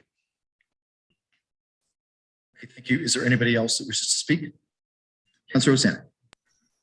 Thank you, Your Worship. Yes, at the planning committee, we heard concerns too about having drinking water contamination. So yes, there was an auto wrecker on McAdoo's Lane who spoke at the meeting, but we all received a letter at planning committee, as well as the person phoned in who lives on McAdoo Lane. I remember when he was talking, I was Googling his location.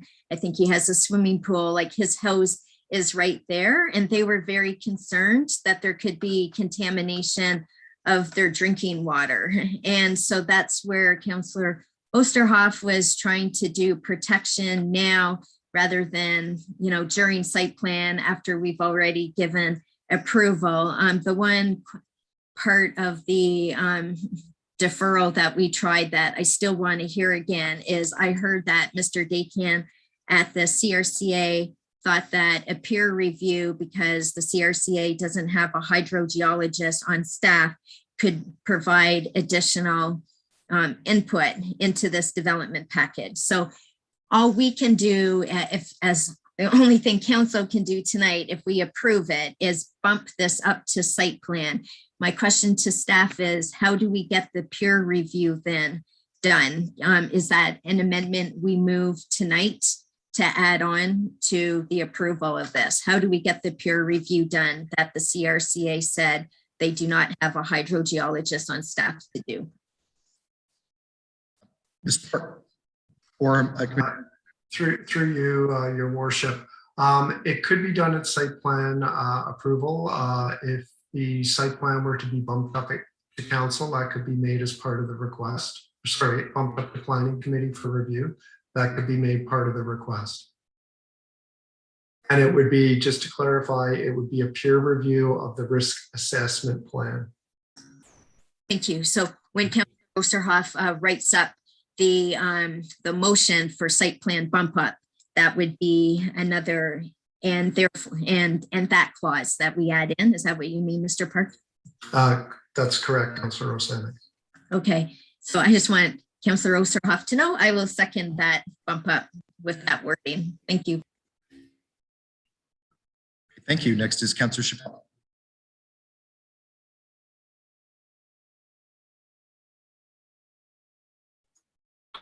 Thank you, Your Worship. Yes, these issues that come through planning on times, this one is a very sensitive nature, and it deals with the fractured substrate of the rock face that we'll be putting these cars on. We were given quotes of over 1,200 cars rotating on a regular basis.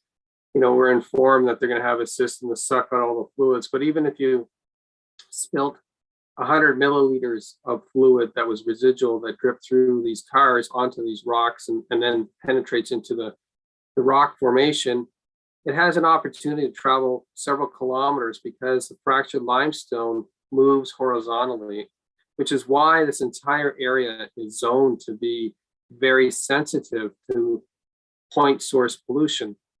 And when you have a concentration of numerous cars dropping, although minute amounts of liquid, they will penetrate into the substrate, into the groundwater, which is why there is concern.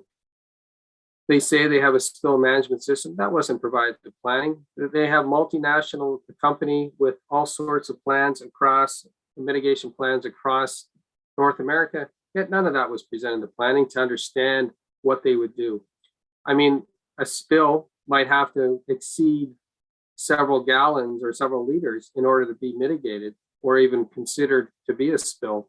But if you take the accumulation of all those drips, over time, it becomes our brownfield. And I'll make sure that we post a sign with all those that support it. That was the sign where this location was designated to you by the council of this, because it will be a brown zone. And I really, really regret the fact that this highest point in the city cannot be utilized for something more magnificent. Perhaps it would have been time to revisit a casino. Perhaps it would have been time to revisit, some sort of educational center, or, we were so close to the, the Cataraqui area. You could have had a nature preserve and talk about land reclamation. There's so many things we could have done. And I think that if we actually ran water to McAdoo Lane like they were promised at the term of amalgamation 23 years ago, we wouldn't have this issue because there would be a magnificent development on that parcel of property. So I will not be supporting this. And I will be supporting rural councillors who have a passion for supporting their rural constituents who do not have the benefit of water and sewer and do not have the benefit of site-specific plans for an entire subdivision. They can't build something like this in their community. This is why I will not be supporting this. And I think it's very bad planning. Okay, thank you. Is there anybody else who wishes to speak? Councillor Stroud. Well, as I've said before, I challenge the notion that you have to approve something because you're fearful that it might get appealed by the proponent. If that, following that logic, you'd never ever say no to any planning application and you're a planning committee member, then what's the point of having a planning committee, right? This is the problem.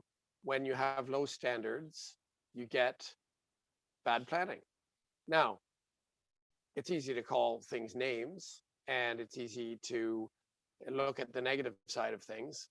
But of all that I've heard tonight, the most compelling and the most well-prepared was Councillor Osterhoff. It's his district.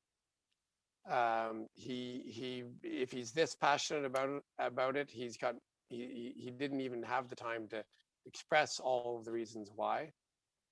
But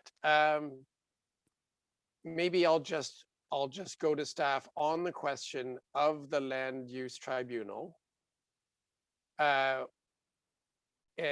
What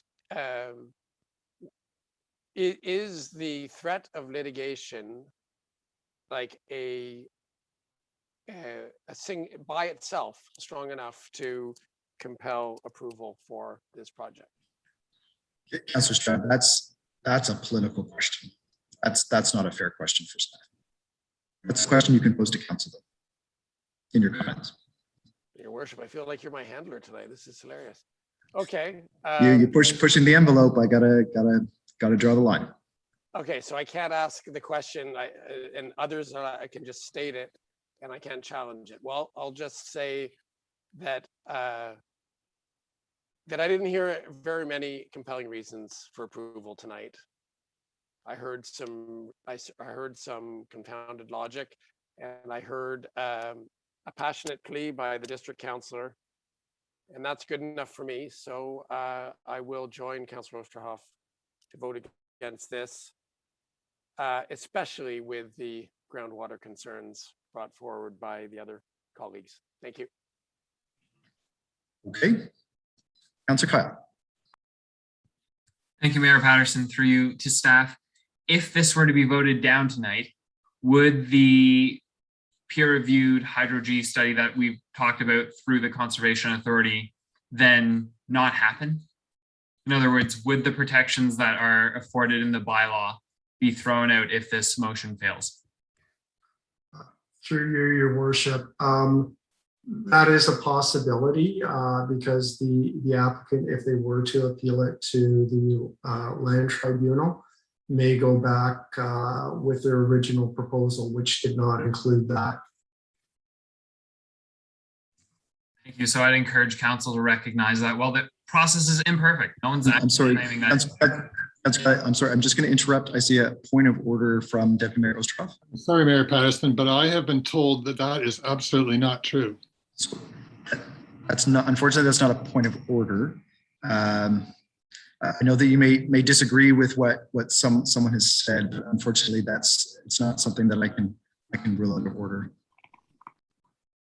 So, I mean, you got out your rebuttal anyways, but unfortunately, a point of order has to be with if I've made a process or procedure error. Councillor Kelly, you do have the floor. Thank you. I was just going to say quickly.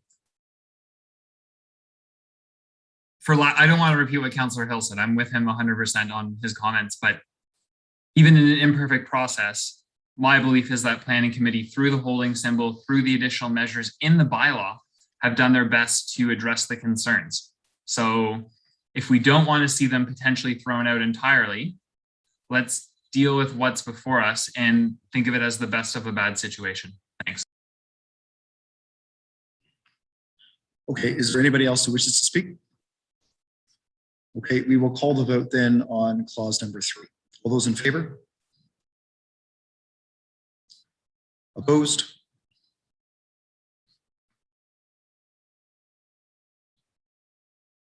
Okay, and that carries by a vote of 7-5. Councillor Osanek, Oosterhoff, Doherty, Chappelle, and Stroud opposed. Okay, moving on to report number 103 from the Municipal Accessibility Advisory Committee. Moved by Councillor Neal, seconded by Councillor Hutchison, that report 103 from the Municipal Accessibility Advisory Committee be received and adopted. Okay, there's just the one clause, 2020 Accessibility Plan Status Report.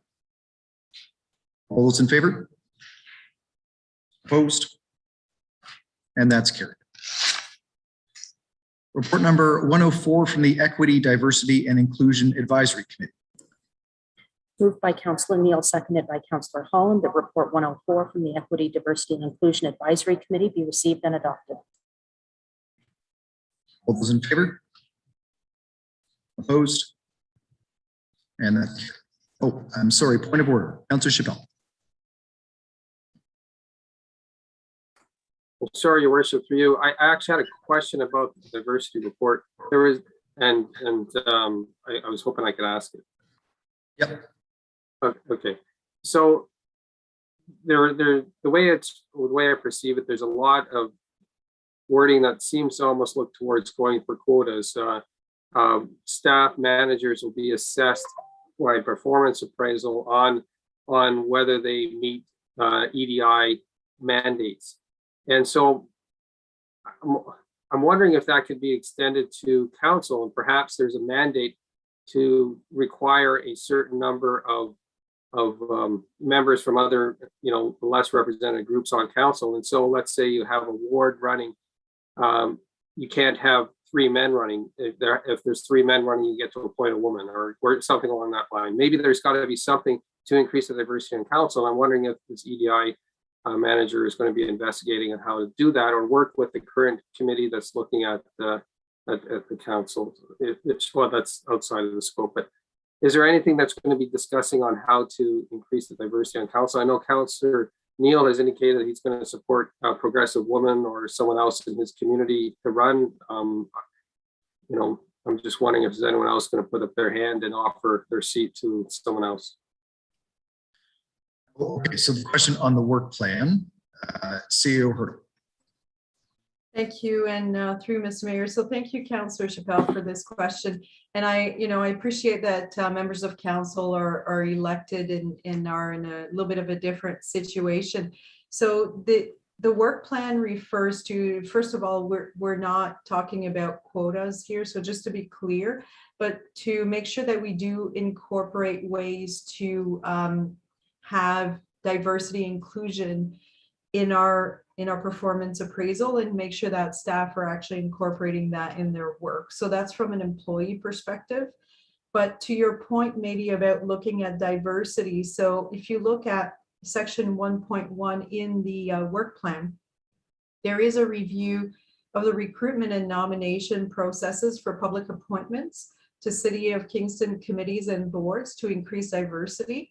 That's actually being completed and will be reported back by the end of this year to committees. So I think that will help to get to some of your concerns or questions about how do we increase or improve in terms of diversity at the committee and board level.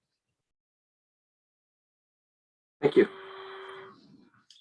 Great. So we will, oh, I'm sorry, Councillor Hutchison, go ahead. Thank you, Mr. Mayor. I read this report. It's not that long.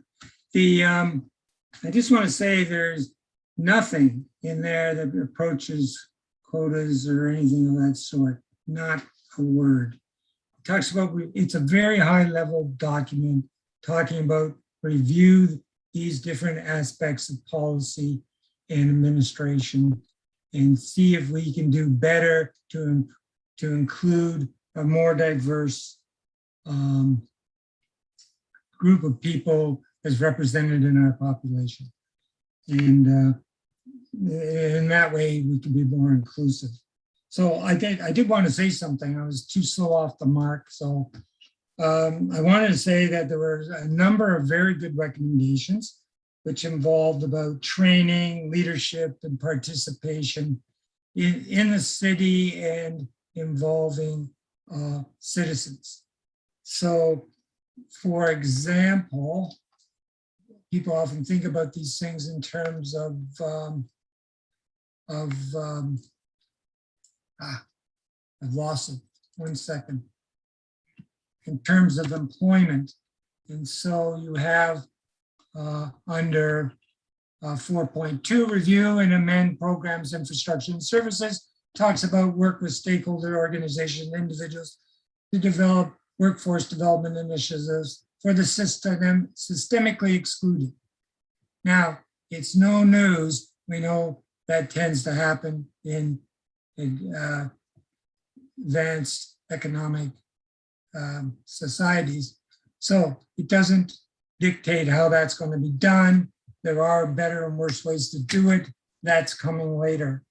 On the other hand, I had a question about where it says, it talks about increased representation of Indigenous, Black persons with disabilities and other systematically, your face is obscuring the word, Mr. Mayor, unfortunately,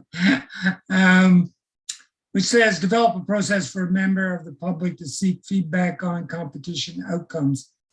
And the leads on that are human resources. And I'm wondering if that's legally possible. So that was my question. I don't know if the pertinent staff are present or not, because in hiring situations, there are certain privacy requirements. Okay, I see CEO Hurdle and also Mr. Asani. So thank you, and through you, Mr. Mayor. So all of these, so the report that you have is the work plan, obviously, and it's not the final policies or documents. Those are all actual work items that have to be brought back, or we have to inform the committee and council of them. But they have been reviewed with our human resources department, and that's one that we have been discussing with human resources to make sure that we can put it in a context where we can protect privacy, but we can also respond to complaints that do come in where people do want to get feedback, and we have a process for that. So I think, you know, to be frank, we haven't had necessarily a formalized process in the past, and I think what we're looking at is putting together a formalized process. I'm not sure if Manager Ashon would have anything to add to that. Yep.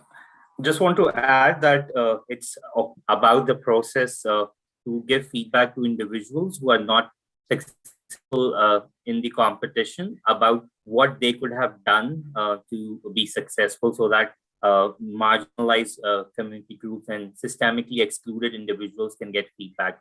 They will not be getting information about the candidates or something that is supposed to be kept confidential. It's going to be purely about the individual who's seeking feedback. Okay. I'm fine with that. Thank you. And as I said, it's a good start, and there's a road ahead. So thank you. Okay, thank you. So I'm not seeing any other speakers, so we will call the vote then on clause 1. All those in favor? Opposed? And that's carried. So we do have some miscellaneous business, including some committee votes that we have to go through. So I'm going to propose that we take a 10-minute break, and then we will reconvene at 9:51 to complete the agenda.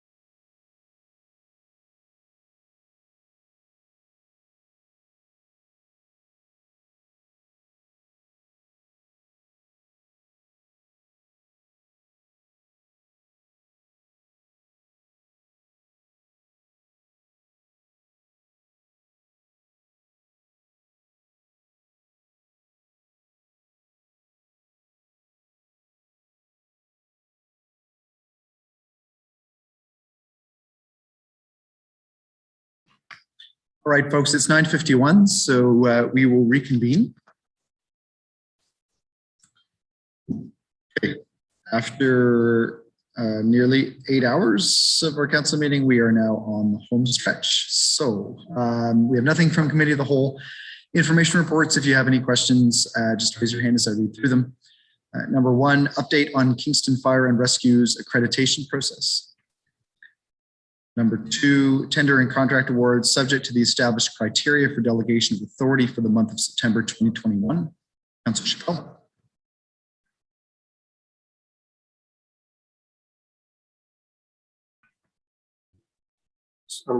Just give me a moment to your worship. I just want to scroll down so many pages and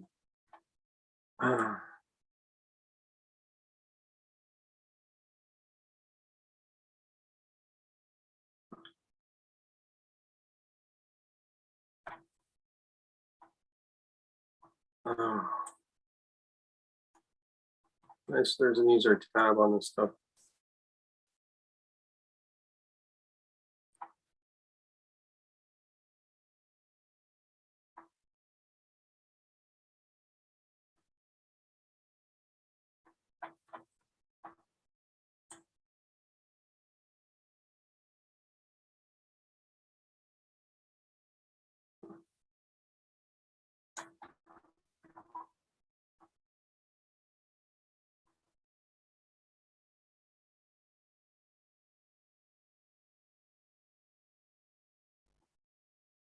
Yeah, so the question I had was with regards to a number of items that are listed as one-off, and there's no indication that there has been a competitive process for some of these purchases that has seemed to come right at the end of the year. So, for example, rubber tire loader at $21,000. If that was the best price, I don't know, of Sonatrach equipment. And I'm just, sometimes when I look at these transportation and public works expenditures, I have no understanding if we're getting the best price or if there was a competitive bid.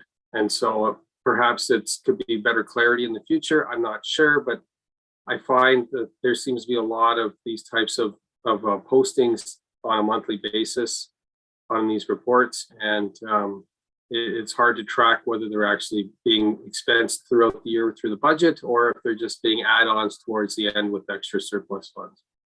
Okay, thank you. Commissioner Joyce. Or Ms. Kennedy. Oh, thank you. Maybe I'll go first. Thank you for the inquiry, Councillor Chappelle, and through you, Mayor Patterson. So from the Transportation Public Works Group, as you may know, I tend to take a fairly fine look at our processes and if we're not getting multiple bids on work and what we can do, because I am a lot about the money. So I am going to be looking at that. We've had some discussions already. We'll continue to have discussions, and I've indicated that with reports, of course, that we would provide information. Are we seeking out why we're not getting bids? Is there reasons for? We're exploring all of those things as we should be. Thank you. I'm confident with you at the helm, we'll be able to get to the bottom of this. I would also, I mentioned in a previous council meeting, Commissioner Joyce, that the Bidingo doesn't seem to be the most suitable bidding system anymore, and where most municipalities are all shifting to bids and tenders. And if you, in your research, if you could investigate that, that would be greatly appreciated to ensure that we're getting the best value for the Kingston taxpayer. Noted. And Ms. Kennedy also has her hand raised. Thank you, Mr. Mayor. So yeah, I just thought I would clarify a couple of things there, Councillor Chappelle. So the all of the amounts that would be on these reports are budgeted. It's not necessarily using up surplus funds. They are planned expenditures and they're part of the approved budgets. But the amounts between 20 and 50, and I think you were mentioning one that was about $21,000. Under the current bylaw, there's not a requirement to go and do a formal proposal to market for anything under $50,000. However, there is still a requirement to be getting 3 bids where possible, as long as there are that number of suppliers. but the departments are required to actually get competitive bids. The only difference is it doesn't go to market. Over 50 has to be a formal market procurement. And just with respect to bids and tenders, we actually have the last couple of years been meeting with management folks from bids and tenders to take a look at their system. There are some advantages over that one. There's actually some advantages with bid and go. So they're direct competition, but our procurement manager is currently investigating and looking at the potential of actually using both systems, which some municipalities do. They post on both systems. So stay tuned for that, but definitely there'll be more coming on that. Thank you. That's very good to hear. Okay. Thank you. We will not see any of the questions, so we'll move on. Number 3, proposed changes to the Planning Act, additional delegation of planning decisions. Councillor Riley. Thank you, Mayor Patterson. And through you, this is one I do have a few questions about, and I'm glad we had a discussion earlier about holding symbols, because that is one of the proposed delegated changes that could occur. So I'm wondering if staff could outline the process of how these changes could come into force, particularly is it anticipated that they'd be handed down from the province, or would council have to pass a bylaw agreeing with some of these new delegated authority powers? Thank you, and through you, Mayor Patterson. So these are proposed changes to the Planning Act that are under consideration right now by the provincial government. So this is an information report that we're just providing council with the information so that they know that this information is out right now. It's on the EBR for posting and for comments from municipalities, from organizations. So the changes, if they are enacted through the legislation, what they would then require is each municipality to go through their own process of enacting them at the local level by way of passing bylaws. So it's not something that would automatically happen. It's an opportunity that municipalities would have to take on additional delegated authority that would then have to be implemented by way of a bylaw, giving that authority to their staff to execute those duties. So it could include all of those or none of those. That would be purely at the municipality's discretion to enact what they wanted to or to do nothing at all. Great, thanks. And follow up to that, would staff bring information to council if/when that Planning Act change occurs to let us know that that would be an option for us?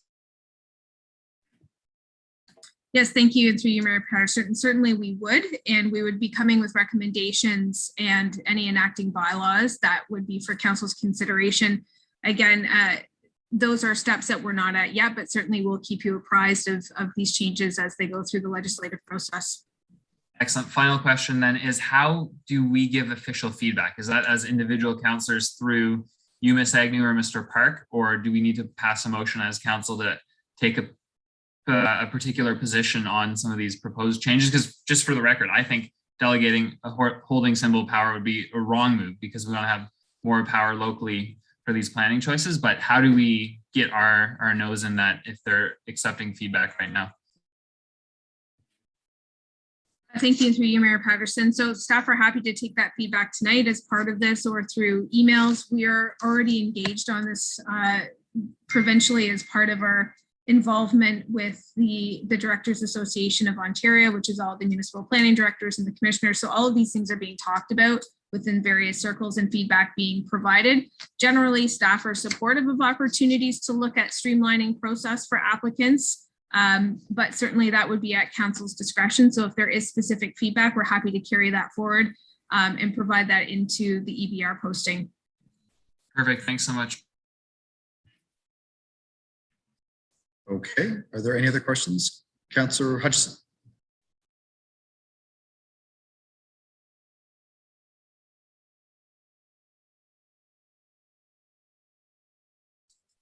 The mute button wasn't taken.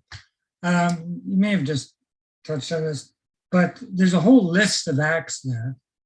And some of them I think we'd find more interesting than others. But so how will you decide which ones to apprise us of the changes and whether there's significant, I mean, the judgment will have to be made here somewhere. Which ones are significant enough to inform council about?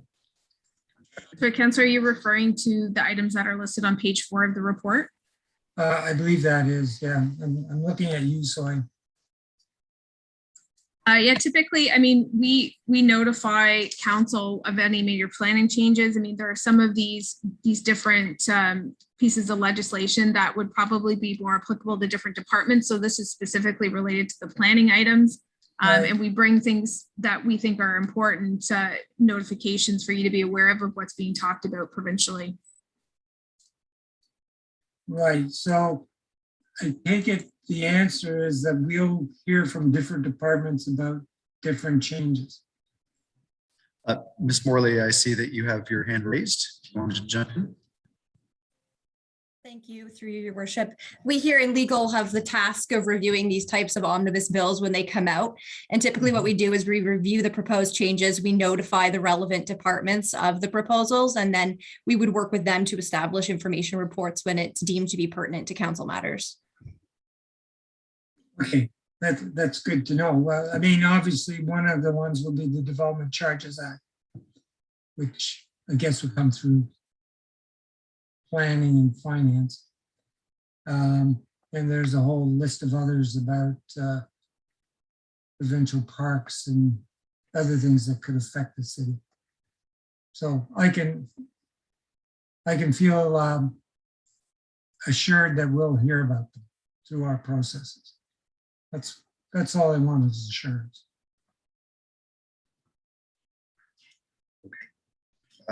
Thank you. I'm not seeing any other questions, so we will continue. Number 4, affordable housing and homelessness contributions. Councillor Chappell. Thank you, through your worship.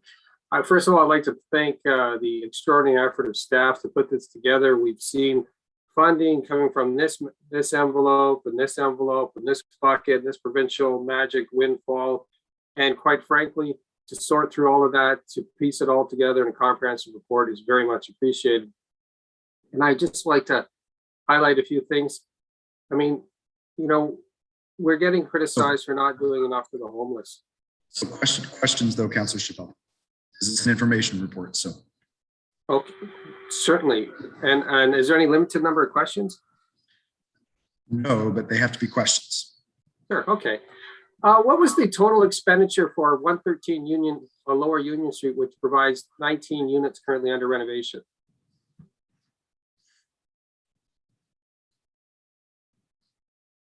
Ms. Berggraf. Through you, Mayor Patterson, I'm sorry, it is late. So as you can see on, and I know you probably have different page numbers on your reports, but table 5 has outlined all the different expenditures that we have provided towards Lower Union, totaling $2.4 million.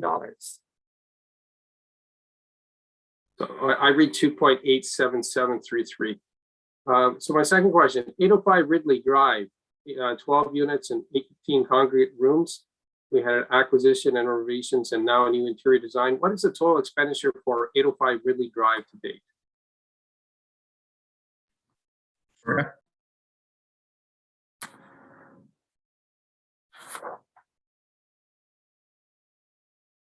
Sorry, 1 second.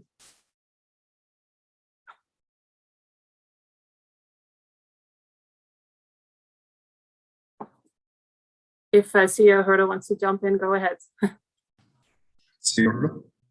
Thank you, and through you, Mr. Mayor. So Councillor Chappell, I apologize if I'm not sure if that's the table you might be looking at, but I'm looking at table 11 within the report, which outlines the expenditures between September 1st, 2020 until October 31st, 2021. That includes land acquisition and other repairs, maintenance, snow plowing, etc. For a total of almost $2.5 million in total. Okay, to clarify, I'm looking, so the questions that I'm going to ask you are all related to table 1, the overview of affordable housing units and financing approved since 2019. These are running from pages 394 and onward. So the answer for 805 Ridley Street is $5,962,637. So the next question is 484 Albert Street and 620 Princess Street, 48 units. How much have we spent on this property. So point of order, Councillor Hill. I think Councillor Chappelle is using this questioning. This is all listed here and he can see it just as plain as we can. I don't know what the point is, but this is a abuse of the process. So Councillor Hill, so here's what I would say to that. It's not contrary to our procedural bylaw. But I would say to Councillor Chappelle that at 10:06 after 4 hours of council meeting, that perhaps just in keeping with the light of your council colleagues and staff who have worked very hard the last number of days to certainly answer good questions, but if there are questions that are related directly to information that can be read off the staff report, I think I would ask or appeal to Councillor Chappelle not to overextend in that. Thank you. Well, then I will skip to my final question. It's on page 5 of 16. For a total of 239 units, 104 supportive units, and 135 independent units, what is the total expenditures listed in the last column that we have spent since 2019 on affordable housing? It's just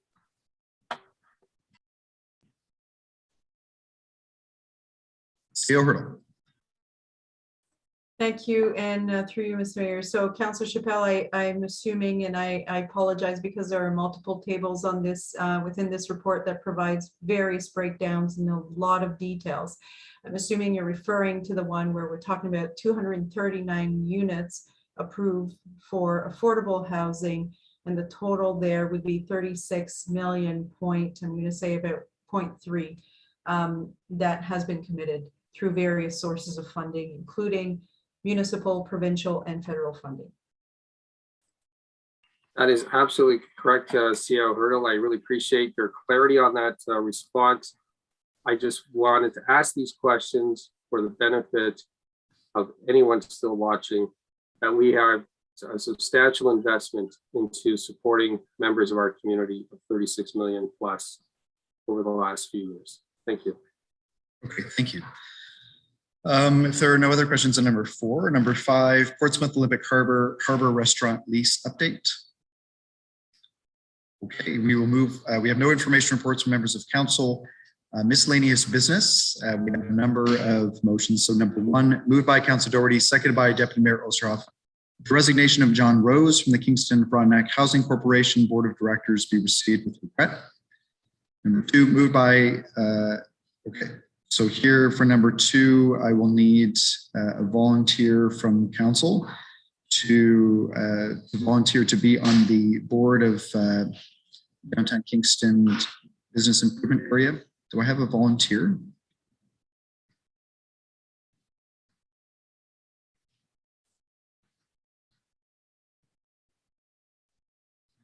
One more call. Any volunteers?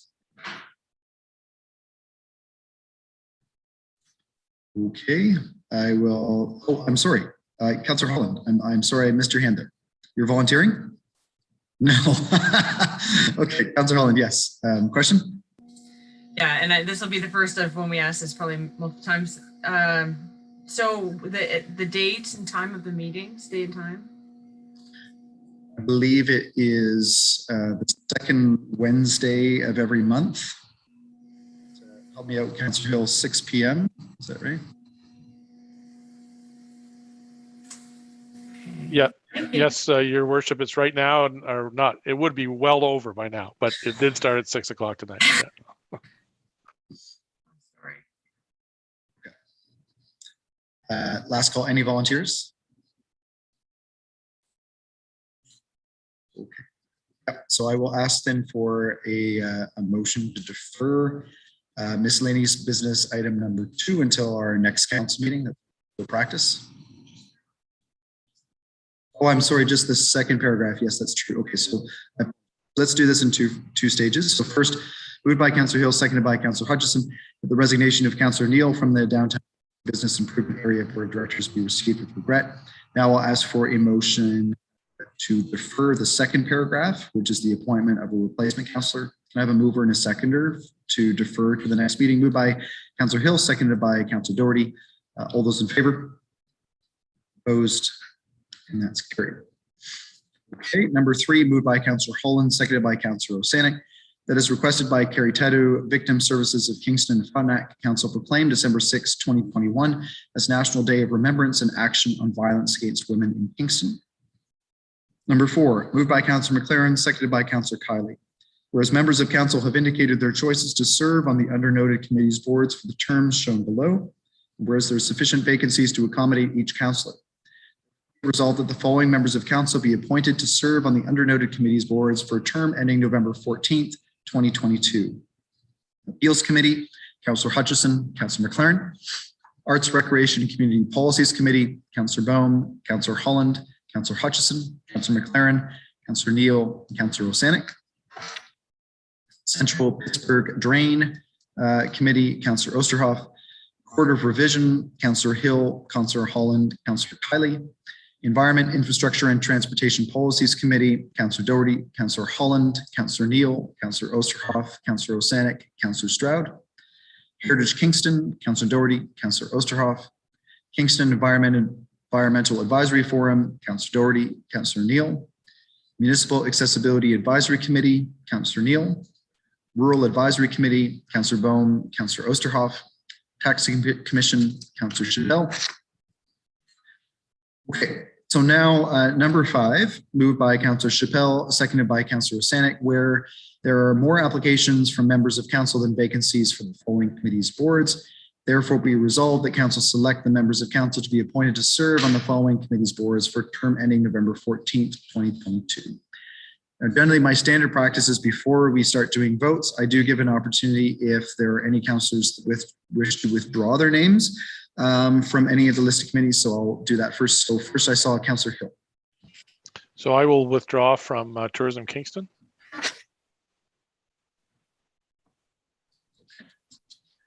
Councillor Neal.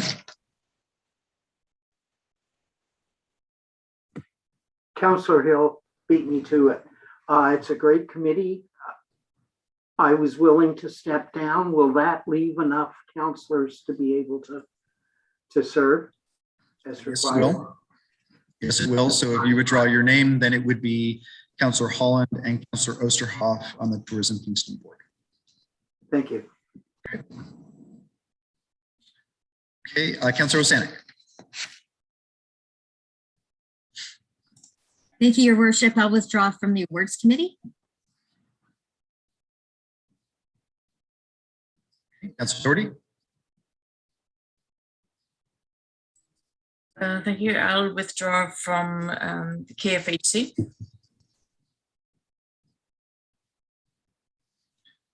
Okay, so for the Kingston Frontenac Housing Corporation, it will be Councillor Chappelle and Councillor Osterhoff.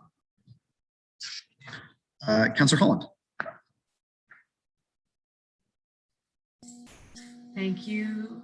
Okay, I think I will withdraw from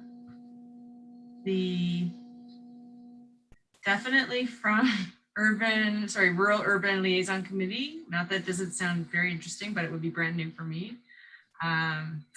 And also the Awards Committee if no one else is wanting to withdraw from that, but I'm also happy to stay on it.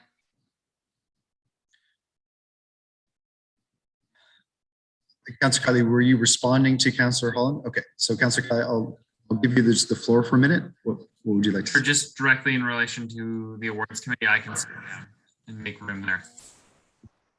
Okay, so Sorry.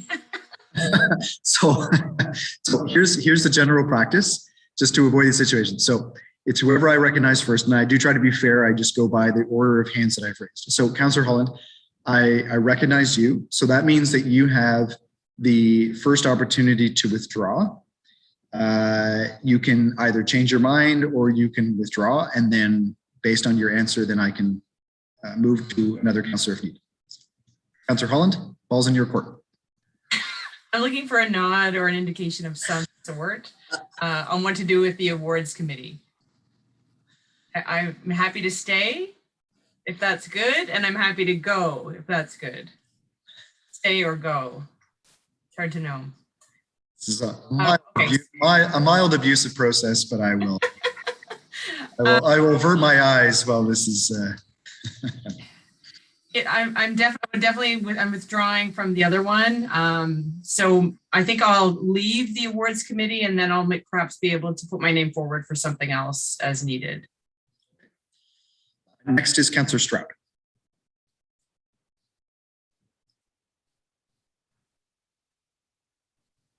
Yes, I'm willing to withdraw from the Equity, Diversion and Inclusion Committee. Okay, thank you. Councillor Kiley. I was willing to withdraw my name from the awards committee and EDI as well. Okay, so for the awards committee, then it will be Councillor Bohm and Councillor Holland. For the Equity, Diversity and Inclusion Committee, it will be Councillor Holland and Councillor Neal. Okay, next I recognize Councillor Chappelle. Thank you, Your Worship. It seems that I've overcrowded the planning committee, so I'll withdraw from the planning committee. Okay, so planning committee is Councillor Senek's waving frantically at me. Councillor Senek? Thank you, Your Worship. I just wanted to make sure that Councillor Chappelle saw that we just did the motion, I think, didn't we, to bring it back up to 6 people? Which would allow Councillor Chappelle to be on planning committee, and it wouldn't be crowded anymore because we'd be back to 6 councillors the way that we were in 2019. So technically, Councillor Senek, you're right. Although that miscellaneous business motion is number 9, so we haven't actually gotten to it yet. Okay. I'll say that there are two potential options. Number 1 is that we can proceed if Councillor Chappelle wants to remain, and then we will pass motion number 9 to miscellaneous business, or if he wishes to withdraw, then we will remove miscellaneous business motion number 9. Councillor Chappelle, what would you like to do? Well, I do think that I've attended almost every planning committee since I left it. So, and I know Councillor Hill is very much looking forward to having me back with a vote.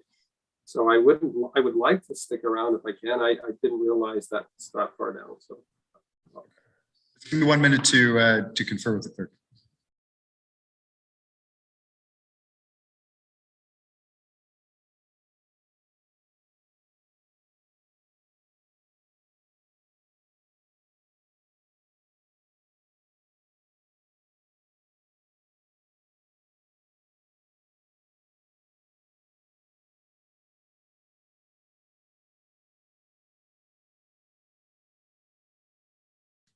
Okay.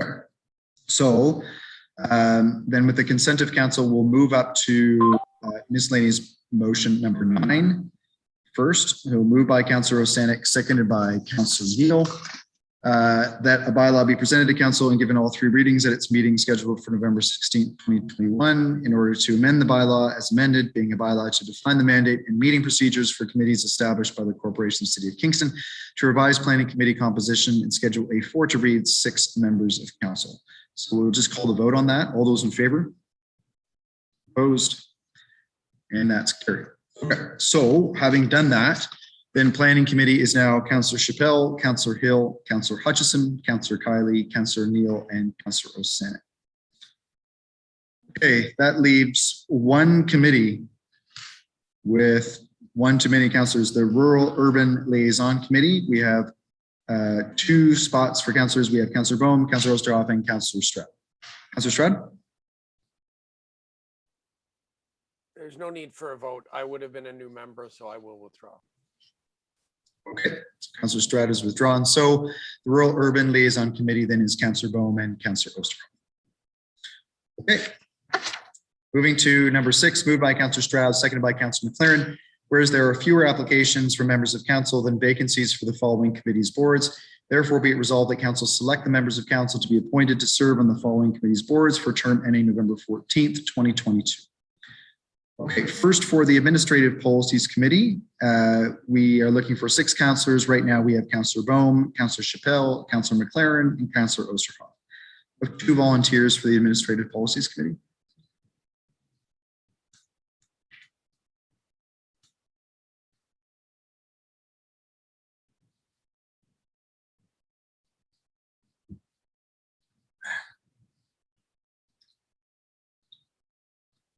Okay, Cataraqui Region Conservation Authority. We have room for 4 councillors. Right now we have Councillor Osterhoff and Councillor Osenik. We have 2 volunteers. Councillor Neal, thank you. Do I have another volunteer?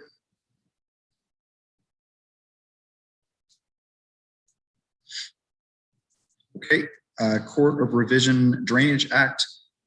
There's room for 3 councillors. Right now we have Councillor Hill and Councillor Holland. Do I have an additional volunteer? Councillor Kiley, thank you. Kingston Economic Development Corporation, there is room for 3 councillors. Excuse me. I know we have Councillor Hill and Councillor Osterhoff. Do I have an additional volunteer?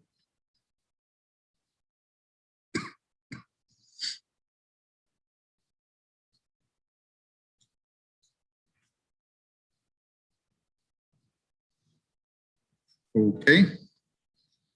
Nominations Advisory Committee. We have spot 6 councillors right now. We have Councillor Chappell, Councillor Holland, Councillor Hutchison, and Councillor Neal. We have 2 volunteers. Councillor Hill. I have to put my money where my mouth was. Noted. Councillor Hill. And do I have one other volunteer? Councillor Stroud. Okay, thank you. So nominations Advisory Committee is it full complement? Sustainable Kingston, there's space for 1 councillor. Councillor McLaren. Sorry, this was a mistake. It shouldn't be there. It was appointed for 2 years and I was appointed last year, so it shouldn't even be there. But if you require it, I'll stay on. Okay, well, given that there's nobody else that is volunteering, I think that you put your name in and we'll just consider you the council representative for Sustainable Kingston. Councillor Holland, yes, go ahead.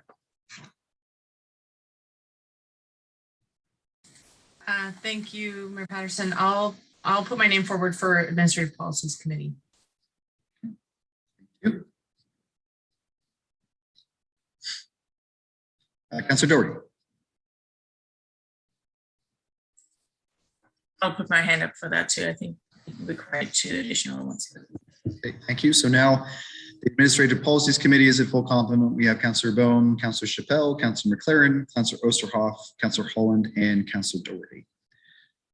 Okay, so the only ones that are remaining where we need additional volunteers, we need 1 more for Cataraqui Region Conservation Authority and 1 more for Kingston Economic Development Corporation.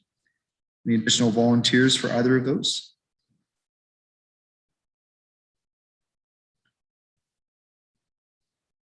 Okay, in that case, I will ask for a motion to defer appointment for Cataraqui Region Conservation Authority and Kingston Economic Development Corporation to our next meeting.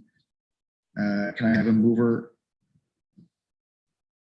Sorry, just give me 1 moment. I just need to confer with the clerk for a minute.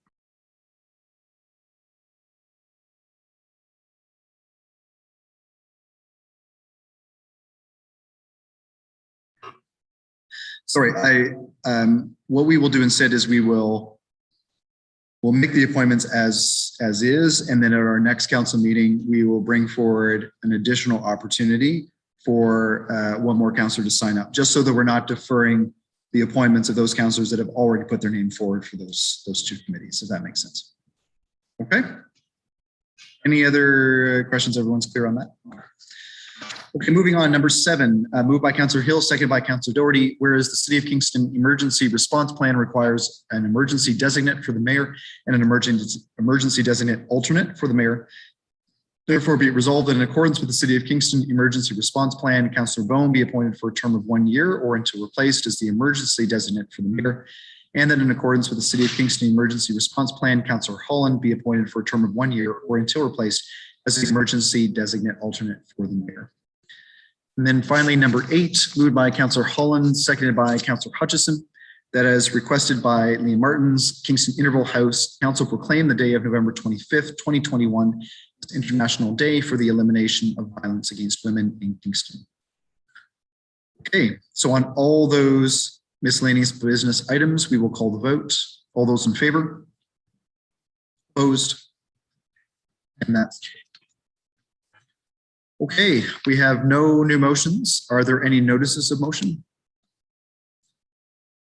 Okay, Madam Deputy Clerk, I will ask for minutes, please. Moved by Councillor Kiley, seconded by Councillor Hutchison, that the minutes of City Council meeting number 24-2021 held Tuesday, November 2nd, 2021 be confirmed. All those in favor? Opposed? And that's carried. We have some tabling of documents, a number of communications. Is there any other business? Okay, 10:27. Motion to adjourn, please. Oh, I'm sorry, bylaws. For 8.5 hours, I'm done, so skip to the end. Okay, Madam Deputy Clerk, ask for bylaws, please. Thank you. We have 3 bylaw readings tonight. I just wanted to confirm that the rates and fees bylaw last night was amended. So when we are reading it tonight, it is as amended. First bylaw reading moved by Councillor Osanek, seconded by Councillor Holland, that bylaws 1 through 7, 12, and 11 be given their first and second reading. All those in favor? Opposed? And that's carried. Moved by Councillor Osanek, seconded by Councillor Holland, that clause 12.63 of bylaw number 2021-41 be suspended for the purpose of giving bylaws 1 and 12 3 readings. All those in favor? Opposed? And that's carried. And moved by Councillor Osanek, seconded by Councillor Holland, that bylaws 1, 3 through 10, 12, and 11 be given their third reading. All those in favor? Opposed? And that's carried. Motion to adjourn, please. Oh, point of order. Councillor Chappelle. Just before everyone leaves, Your Worship, I just received a note from Councillor Oosterhoff, and he had to leave the meeting early because he's gone to spend time with his mother, who's about to pass. And so, just as a heads up, Gary's going to be away for a little bit, but he wanted me to spread that off to all of you before we left the meeting tonight. Thank you very much for that, Councillor Chappelle. Okay, so with that in motion to adjourn, please, moved by Councillor McLaren, seconded by Councillor Kiley. All those in favor? Opposed? And we're adjourned. Thanks very much.